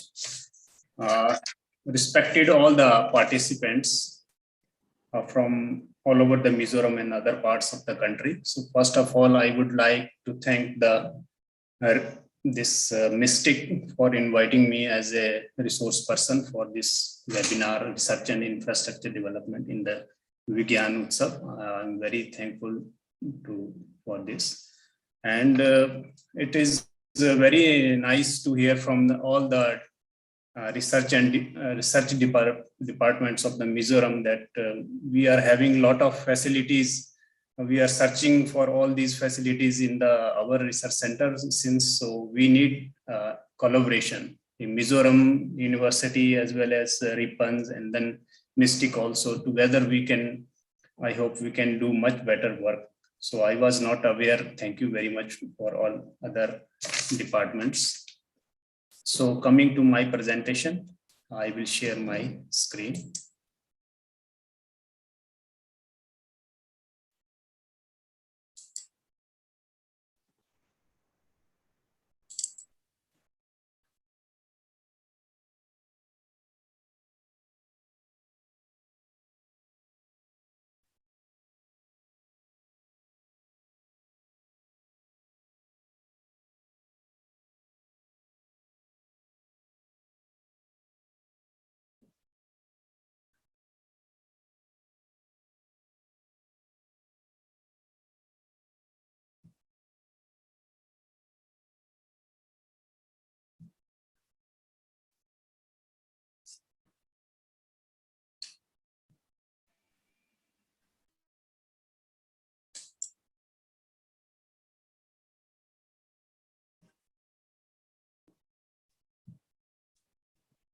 Is it visible? Sorry, sir, it's not visible. It will take time.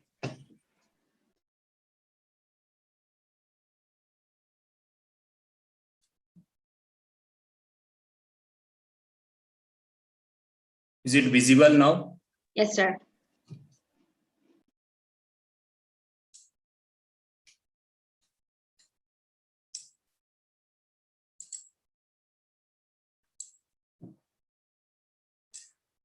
Okay, thank you very much. My topic is this. I have been given this research and development infrastructure of Forest Research Center for Bamboo and Rattan, FRCBR in Mizoram. I'm Dr. Hansraj. I'm Scientist D and Head FRCBR. So, first of all, I would like to introduce our Forest Research Center for Bamboo and Rattan. Our Forest Research Center for Bamboo and Rattan is under the Indian Council of Forestry Research and Education, and our headquarters is in Dehradun.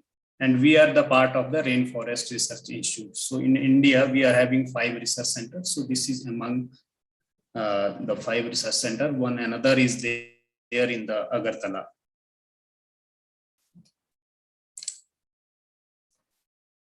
So I have divided this presentation into different sections. So first I will discuss the research infrastructure of the FRCBR. So Forest Research Center, this is the administrative building, laboratory building of Forest Research Center for Bamboo and Rattan. And this is located in the Bethlehem Wengklang. And the foundation stone, earlier the name of the office was Advanced Research Center for Bamboo and Rattan. But in the recent past, in 2019, it has been changed. And the name is given Forest Research Center for Bamboo and Rattan. So the foundation stone of the office was laid by Shri Namo Narayan Meena, the then Honorable Minister of State Environment, Forest and Climate Change, Government of India, 29th November 2004. So from 2004 to 2012, the center was in the phase of development, like various buildings and all. So that was the 7-8 years gap. So after that, the new office building was inaugurated by the former Chief Minister of Mizoram, Kulal Tanwala, in 16 March 2012. And this was the inaugural function of the new office building of FRCBR and meeting of the dignitaries and stakeholders from all the northeastern regions during the time of inaugural function. And regarding the land, FRCBR has taken the land from the government of Mizoram on lease for around 25 years first. It will be again, take it again. And then this, our total area is here at Bethlehem Wengklang is 11.63 hectare. So we have divided into 3 different blocks. Block A, B, and C. Then A block, we are having all the residential quarters. And then block B is having this office buildings and all. And then block C, it is a kind of reserve forest, and we are having different plantation of canes inside that. So present human resource manpower at FRCBR is very less, I can say. Presently, we are having scientists 2 in number at the level of scientist D, and then technical personnel we are having in the level of assistant chief technical officer. That is only 1. We are having only 1 LDC, and then recently we recruited the 5 MTS from Mizoram, and then we are having also staff also 9 in number. Beside this, we are running around 10 research projects. So around 5-6 research fellows are also there, JRF, JPF. And then if we talk about the infrastructure available with FRCBR, we are having office cum laboratory building. So inside that, we are having around 15 office chambers for the scientists as well as the technical officers and for the office purpose. Then we are having 2 laboratories, then conference hall is there, very good conference hall, IT cell is there, library is there, then museum, bamboo museum is there, And recently we are working on the bamboo workshop at the basement of this office building. Beside this office cum guest laboratory, we are having farmer hostel. There we are having 6 guest rooms, 4 AC dormitories, lounge, lecture hall, BBK hall also. And then if we goes toward the residential infrastructure, we are having type 5, then type 4, 6 in number, type 3, or 4 in number, type 2, 1 in number. And then beside this, we are having 240 kVA DG set also. Then the whole campus is protected by the compound wall. And then we are having water tanks, rainwater harvesting capacity of 5 lakh liter capacities. And these are the research and extension facilities at FRCBR. Like this is our library, then conference hall, around 60 to 70 people can be accommodated. And it is a very famous hall. Most of the Mizoram office used to hire it also. Then we are trying our level best to develop our bamboo and cane museum also. Then some of the field, we are having bamboo charcoal units. Then in tissue culture laboratory, we are also having this infrastructure. Almost it is fully equipped with all the instruments as well as ACs, etc. So all the list of the equipment that I will tell you later also. And then recently we got, in the last year, we got the fund from the Mizoram Forest Department under the National Bamboo Mission for upgradation of the tissue culture laboratory. So this was the before design, and after that we changed it, and then now it is as per the standard of scientific standard. Then these are the plant pathology laboratory, or we can say common laboratory, then automatic weather station and are also there. So we are working on the disease of the forestry species, agriculture, horticulture species also. Then we are having nursery site. So different species of bamboo, rattan and other important tree species have been collected and they are maintained in the nursery. And they are, we have planted in the different blocks also. Then this is our farmer hostels that I have already given detail of it. And then next, inside farmer hostel, we are having lobby, then VIP lounge, then dining hall also, then BBK training hall also is there. Then these are the residential quarters, type 5, type 4, type 3, type 2 quarter. And then in the Red Plus project, FRCBR has developed some infrastructure in the field also. In field, to avoid the cutting of the plants in the different region in the Mizoram, we have given solar dryer at Riek village. For as there, this ginger and turmeric there, it is the one of the product they use to sell. So we have given this solar dryer costing around 5-6 lakhs. And secondly, we give turmeric processing unit to ILO village people also. Since this turmeric is one of the products they use to sell. Then to avoid the Jhum cultivation in Ailong and Riek village, we have developed a coffee plantation in the Red Plus project. So there we have utilized 50 hectare each place is 50 hectare land, so that the farmer can stick on that particular land and do coffee plantation and ecotourism also. And in field also at FRCBR, we are having bamboo trail with relevant informations. Around 28 bamboo species have been planted with all the relevant information for the visitors. Around 1 kilometer path is there within the campus. So that is also. Then beside this, we are having 11 species of cane with all the relevant. So Canatum is also there for the purpose of extension. And then we are having agarwood, Equilaria melicensis, Thingrai, we call it in Mizo. That we are having also research plot.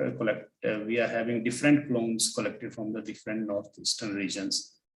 This agar plot is being developed by RFRI at FRCB. Then section 2 is research and extension activities.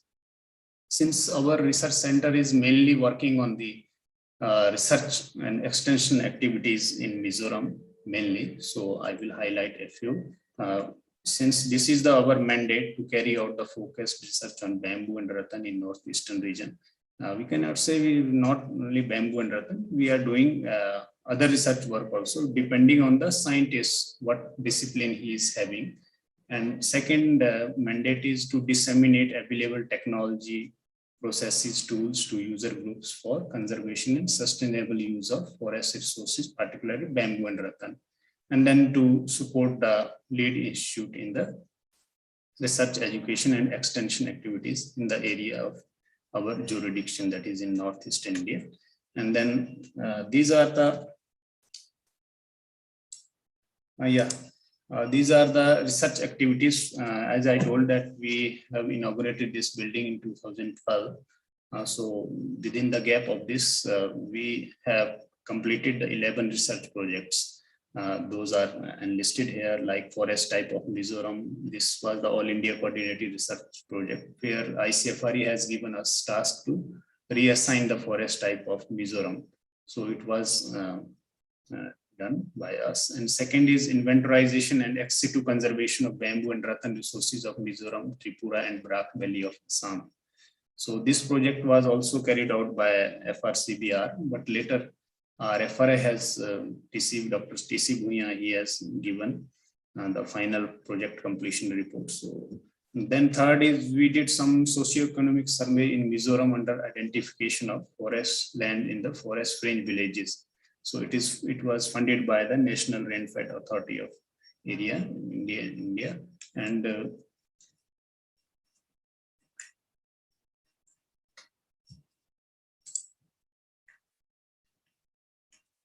yes, next project is raising of the planting material of selected cane species and establishing plantation in fringe villages of Assam and Mizoram to sustain the rural livelihood. So in this project, we have raised some of the plantation in the Mualumtu and Kelsi village in the Mizoram.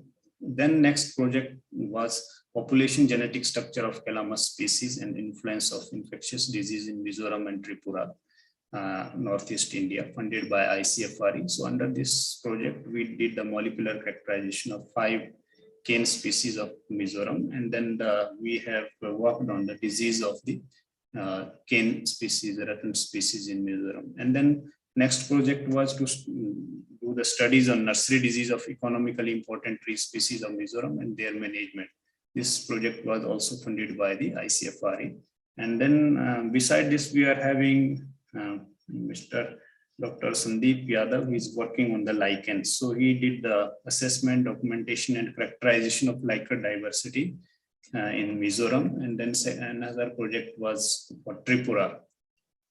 Then beside this, by the time we were able to develop our tissue culture lab, so we did work on micropropagation of rare and endangered species of orchids of Mizoram and their reintroduction in the wild.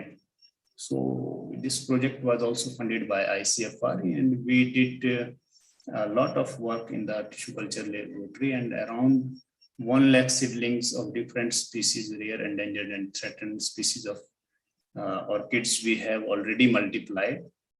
And later we have reintroduced in the forest also from where it was collected, like in Phai Buang also. And in the coming 16 and 19 November, 16 and 17 November, we are going to reintroduce it in the Ailong Orchid Park also. So another big project under the ICFRE EC mode collaboration, FRCBR has implemented RED Plus Himalayas, developing and using experience in implementing RED Plus in the Himalayas. So this project site was Ailong and Riek, as I already told. So next project was funded by the Mizoram Bamboo Mission under the Forest Department at that time. So here we got around 20 lakh rupees for the upgradation and strengthening of the tissue culture laboratory. We are very thankful for that also. And then presently we are running the 10 research projects, that is exploration, conservation, we are working on Paris polyphylla, rather we can say conservation, and then we are working on the genome-wide geospatial approaches for enhancing the adaptive potential of threatened earthen resources in India, funded by DBT. And then we are working on various all India coordinated research projects like genetic evaluation of and conservation of bamboo resources in Northeast India. And then bamboo, we are having another subcomponent like population genetic analysis of important bamboo species, funded by KEMPA, ICFRE. So in such projects, we can take the help of the other departments in Mizoram, as they have presented that all the facilities are available. It's very good to know. Next project, we are having ongoing research projects, identification of genetically superior germplasm of priority bamboo species of Mizoram. This is recently funded by the horticulture department under NBM. In this project, as the Chief Minister of Mizoram is interested on Dendrocalamus latiflorus, and then this Dendrocalamus sikimensis, and then Bambusa brandisi, Dendrocalamus brandisi rather, and other indigenous bamboo like Bambusa tulda and then Melocana brexifera. So we have been assigned this task to identify the genetically superior germplasm. Next project is to establishment of micro medium processing unit for bamboo product development and processing. This project is of course 90 lakh rupees, funded by the Bamboo Technology Support Group, ICFRE. And in this project, we have given so far one component, that is bamboo jewelry and handicrafts making unit. Although there are the 4 units like the furniture making unit, incense stick making unit, and then bamboo shoot processing unit. But the fund will come in the phase, but we got the fund for 15 lakh for establishment of bamboo jewelry and handicrafts making unit. So beside this, we got another fund from Bamboo Technology Support Group for development of small nursery. And in another AICRP, we are working on national program for conservation and development of forest-genic resources. Here we will do the documentation of FGR in Mizoram. Then we used to do some consultancy work also, like we executed the monitoring and evaluation of the FDAs of Mizoram in Aizol and Thenjol Forest Division, and then under National Afforestation Program, and under Green India Mission also we did monitoring and evaluation of this Forest Development Agency, Champai district. Then these are some of the outputs of the research projects, like we worked on the rattan disease, so different leaf spots caused by different fungal pathogens has been isolated and documented. Now these we worked on the molecular characterization of the different cane species in collaboration with the Forest Research Institute, Dehradun. So I think we can now collaborate with the other departments in Mizoram. We used to do work mainly on this bamboo flowering, to note down the bamboo flowering also.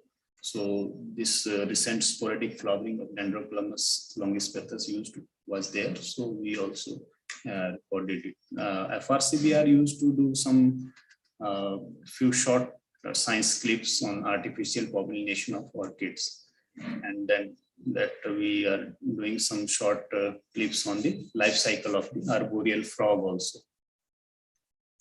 FRCBR has published bilingual pamphlets on bamboo charcoal, lichens, bamboo treatment, and bamboo propagation, and many others are also there. So we converted it to visual language also, and whenever we conduct the training, we used to distribute it. So FRCBR has been working on lichen since 2015 and documented lichen diversity in Mizoram and Tripura also. And then some of the new reports are also there from India. This is the tissue culture laboratory. Presently, we are having more than 1 lakh seedlings of orchids, and We are working on the Thyrostachys oliveri. We call it in Mizo, they call it Funkirwa, and other bamboo species also. So we got very good success. I hope in the coming future we can raise seedlings of in lakhs also. We are working on bamboo also. This was the visit of Honorable Minister to TJ Lalnun Pluanga. He visited FRCBR in 17th December, and this is our hardening unit of the orchids. Regarding the list of lab equipments at FRCBR ISO, we are having two laboratories. One is pathology laboratory and another is pathology or common laboratory, and another is tissue culture laboratory. So we are having this all the instruments, compound microscopes, stereo microscopes, and BOD incubator. All are mentioned here, and these all are fully functional, I can say, these two laboratories. And in bamboo jewelry and handicrafts making unit, we are having around, few machinery like bamboo manual stick machine, bamboo hand tool kits, and bamboo manual slicer, bamboo utility machine, drill machine with slide attachment, bamboo turning machine, bamboo vacuum pressure pregnation treatment plant also, sander machine, then grinding machine, bamboo and wood blinding machine, drill machine, then some miscellaneous handicrafts making tools are also there, and we are developing it at the basement of the center. And in the coming future, I hope that we will get the fund from BTSC ICFRE of 90 lakh, and then we can do the product development also. FRCBR is having, as I already told, that we are having bamboo set with 28 species, Cannetum with 11 species, then agar, then lichens also, then bamboo germplasm bank we are having conserving the superior genotype in this. Then Parkia roxburghi germplasm is also there, quality. And these are the few bamboo and rattan species available at FRCBR. I think not too much. Then the second component under this is our training and extension activities. FRCBR used to conduct 2 trainings every year for the farmers, forester, and unemployed youths also since from 2009. So apart from VBK training, we used to conduct 1 or 2 training under the normal training fund, and FRCBR usually used to translate the important literature on bamboo and rattan, and we used to dub it in the Mizo language also. And we have made 2-3 kind of movies also in the Mizo language, where we have translated that English version into the Mizo version regarding the propagation and plantation management of the bamboo and rattan. And then these are the RED Plus activities under the project. I would already told that solar dryer, it was inaugurated by then PCCF ULR Thanga, and then we we gave this turmeric processing unit also to the Ailong village, and then we have conducted various trainings in the 11 or 12 villages in this Mamit district under RED Plus on MRV. As I already told that we developed the coffee plantation at Ailong and Riep, 50 hectare each. These are some of the photographs that we have reintroduced the orchids with the Blaze Council manual in the Fulrum Reserve Forest at 5-1 Forest Division. Around 5,000 seedling of orchids, rare endangered, they were transplanted in the reserve forest along with the local YMAs and village councils. Yes, some of the exposure visit of students, they also used to visit our FRCBR as a extension activity. So we used to give them some acquaintation with the bamboo and rattan and other forestry species of the FRCBR. And then this is was the training on bamboo resource development conducted by RFRI at FRCBR. And then this is the stakeholder consultation meeting for integration of RED+ in land use planning activities in state of Mizoram at 17 December 2009. And we are doing some product development also, like bamboo yarn cloth. And then we have developed a traditional Mizo hut with solar powered system. And then beside our bamboo and rattan and beside our discipline, FRCBR is trying to develop a faunal biodiversity wall also. Then seminar also, we used to conduct workshop conferences, and we conducted a regional seminar on livelihood opportunity with bamboo and rattan in 2015. Then Inception International, it was an international workshop, Inception workshop, Transboundary RED+ capacity building project in Northeastern Himalayas, and then orientation program for development of state RED+ action plan, and then stakeholder consultation work on development of SRED. Then this was the regional seminar. And then this was the ICFRE, FRCBR collaboration with ECMO. We conducted this meeting at Isopka. And then third is a few of the visit of the dignitaries also. They used to visit FRCBR, like Shri Prakash Javadekar, then Honorable Minister, Environment, Forest and Government of paid on 9th January 2016. And then IKEA manager also from Sweden, he visited FRCBR. Then Professor Ramesh Chand, Honorable Member of Niti Aayog. Then Shri Anil Madhav Dave also, he visited FRCBR.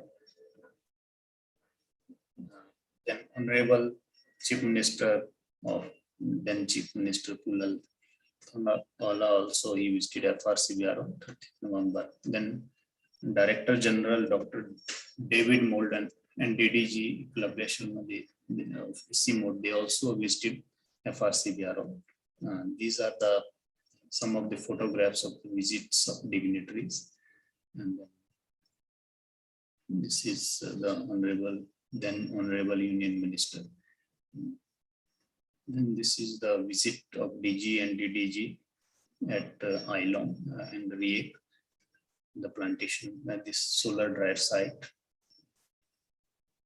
And recently, Miss Imtian Lao, Deputy DDG Forest, she also visited the FRCBR on 16th December. And role of FRCBR in COVID-19 pandemic, I can say that for the benefit of the community of Mizoram during the COVID-19 pandemic, FRCBR has diverted its guest house, that is farmer hostel, as a community COVID care center since March 2020 to till date, free of cost to the government of Mizoram, as we have been given target also to raise 10% budget as we are the autonomous body. But even then, keeping in mind the COVID-19 pandemic, we gave it free of cost. Yeah, thank you all. Thank you, Dr. Hans Raj, for sharing us with the laboratory, instruments, research and training activities conducted by your institution. Thank you, sir. Moving on to our next presenter, we have Dr. Larandiana, Associate Professor, Department of Zoology from Patwong University College, to give a presentation on the topic Research and Development Infrastructure of Patwong University College, sir.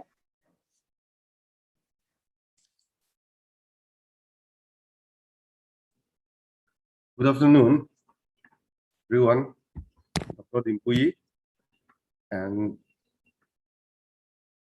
other who attend this event. Did my slide display? Dr. Dimpui, can you hear me? Yes, it is. Yes, sir. Display. Okay, thank you very much. Just wait.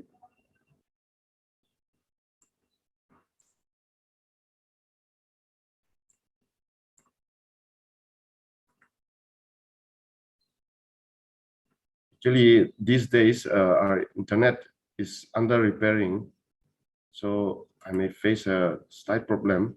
I think it is now coming full screen, I hope. Yes, sir.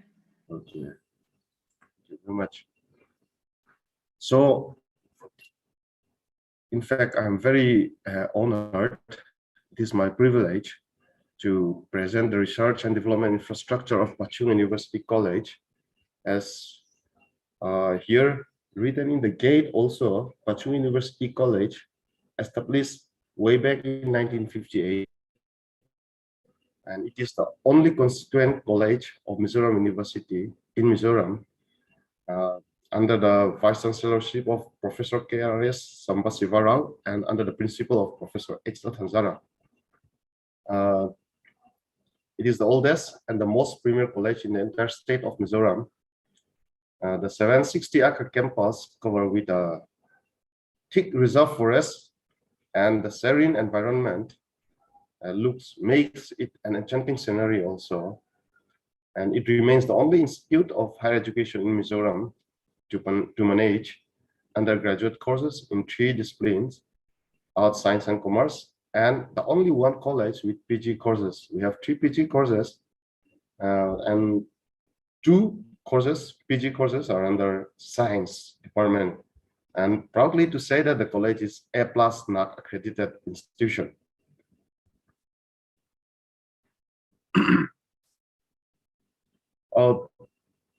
We have some misunderstanding regarding the kind of presentation. I was told that the outlay of the buildings might be enough to present, showing the what buildings we have for science department. So after looking at the presentation attending, I start collecting some of the equipment, though I did not give some details. I hope you can bear with me for that. We have around 38 classrooms, sufficient to conduct all the courses in one shift of the day in the PUC alone. And all classrooms are equipped with LCD or LED projectors, electronics interactive boards like good TV. And we have 6 free Wi-Fi zones within the campus. This is meant especially for the students. And all the faculty rooms are Wi-Fi enabled. We have Internet Resource Center, which we also call Ugc Networking Center. This is sponsored by DST, FIST, and UGC. It provides access to the internet and caters to the very need of the students in the field of information technology. It provides free Wi-Fi internet. And this is access to all academic and administrative building through MHRD National Connectivity Program.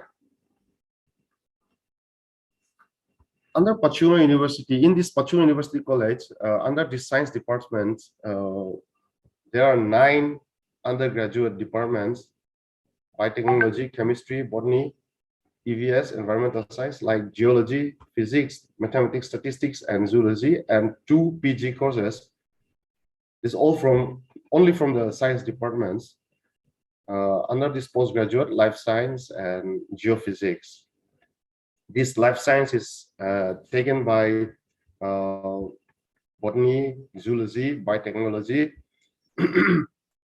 and geophysics is under physics, geology, under physics and geology. This is the physical science building. Inside this physical science building, we have 3 departments. In fact, 4 departments: Department of Physics, Department of Mathematics, Department of Statistics, and Department of Geology. This Department of Mathematics and Statistics, their main research thrust areas is computational and application of different mathematical and statistical models pertaining to different areas like health, prospect. So they don't need much space for big equipment. What they need is a computer room where they can do software applications, mathematical applications. So the only room they have is this computer room. For the lab, they share the statistics and mathematics departments share this computer room. Physics department, this physics department is flourishing and developing in recent years. They're working on electronics part also, and the main research thrust areas are computational physics and material science. Here we have three what we call mini supercomputers. Well, we dare not to call it supercomputers, however, we called it mini supercomputers. And this is called as Dell Workstation. We have these Dell Workstations, which are equipped with 36 core processor, 96 GB RAM, 96 GB RAM. Using this computer,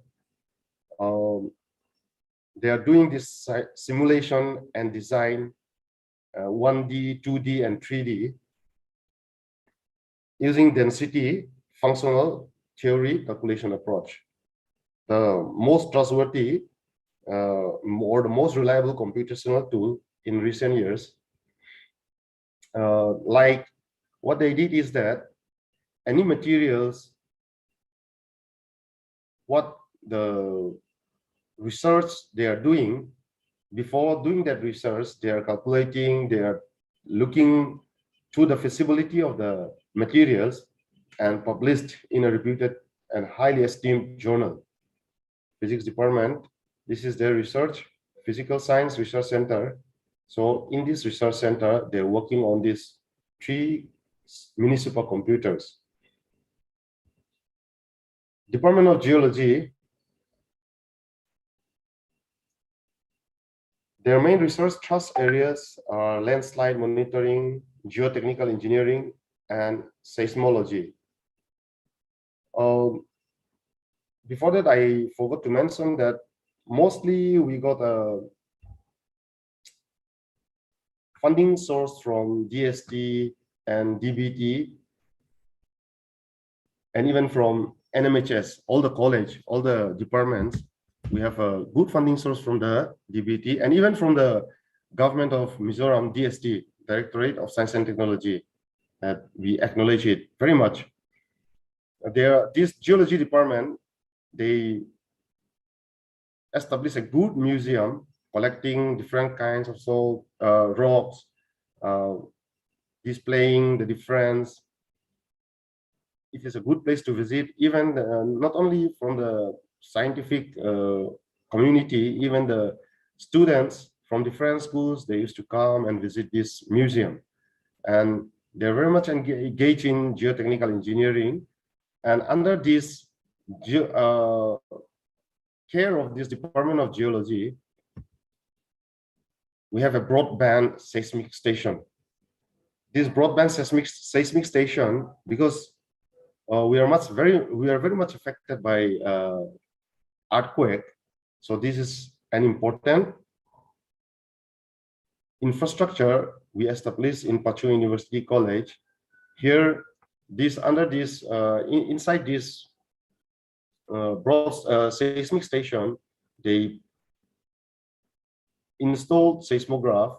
So whenever the earthquake hit us, they immediately detect the intensity of the effect.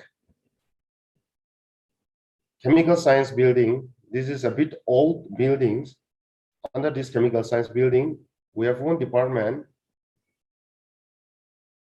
chemistry department. Their research thrust areas is organic asymmetric synthesis, polymers, waste management, and environmental pollution.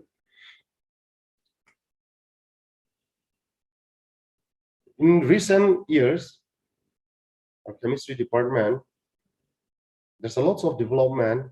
Even through this lab, they've published a they have made a good publications in a highly reputed journals.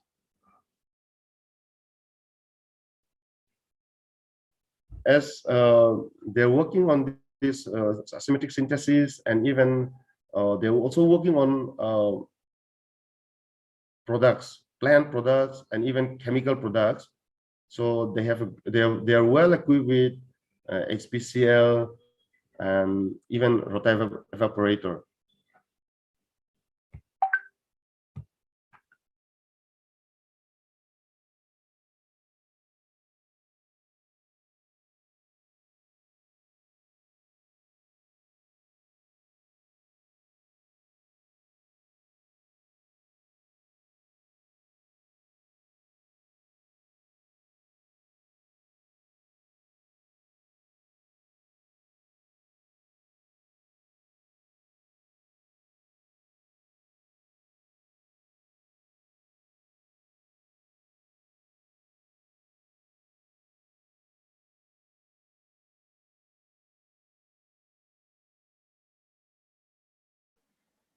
I think Dr. Ramjani is facing some technical issues.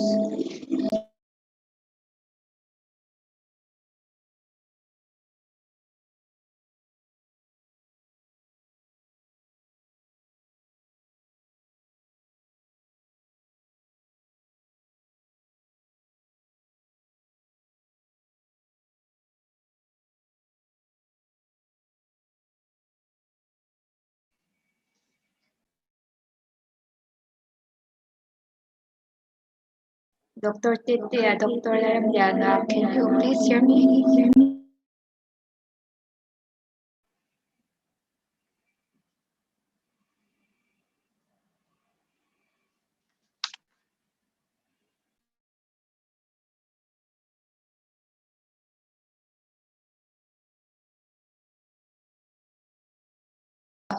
I think Dr. Ramjana is facing some technical difficulties. While waiting for him, I would also want to highlight that the link for the registration of e-certificate is put up in the chat box, and I request you all to click on the link.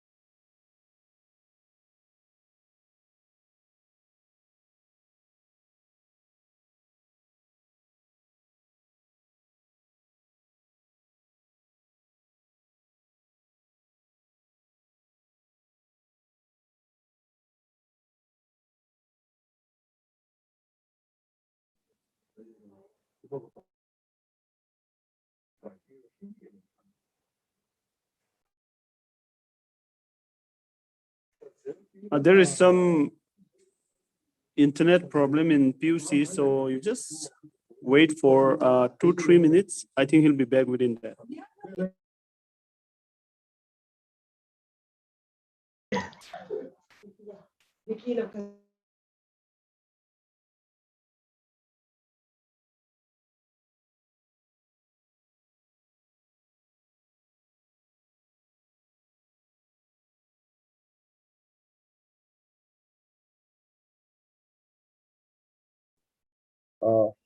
Hello, Dr. Dimpui, I'm very sorry.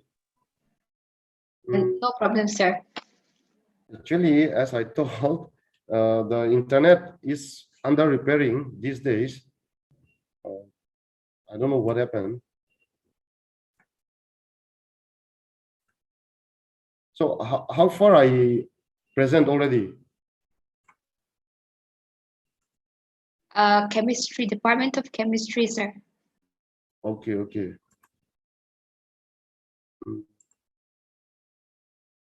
Share first.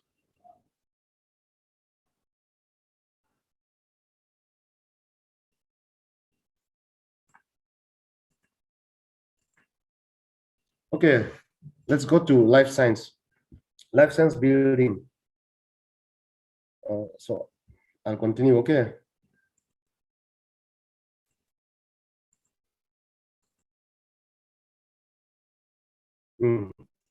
Life science, inside this life science building, we have 4 departments.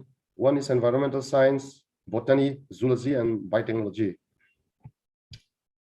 Environmental science, the research trust areas are environmental assessment and even remote sensing. They got mostly project from NMHS, Himalayan Studies, and even from UGC.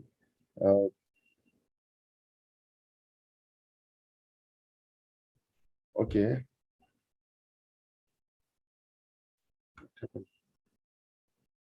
It's okay.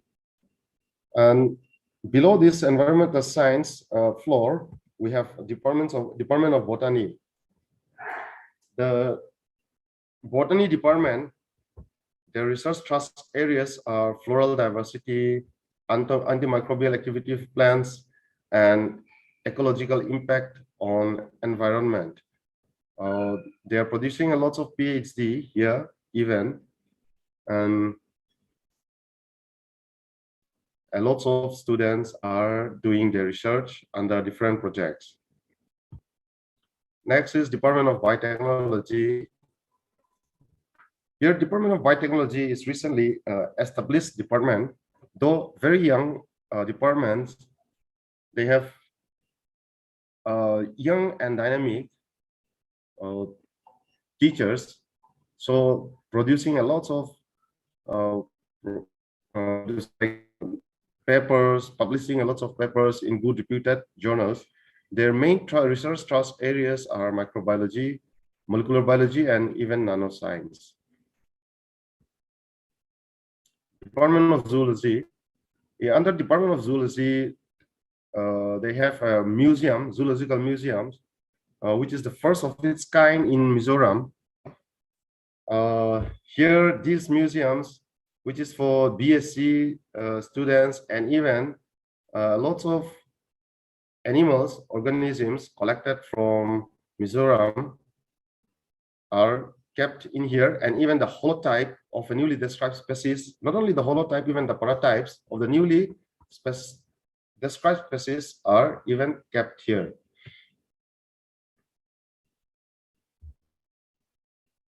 Under the Department of Zoology, there's Advanced Institutional Biotech Hub. This is sponsored by Department of Biotechnology, and the nature of what they rendered is even benefit to the not only the urban, even the rural areas, and those schools from the village, those schools from even in Aizawl city, they got training under this Advanced Institutional Biotech Hub, how to handle the animal, how to handle animal species, and even for the teachers, the faculties, they conduct training for the faculties also.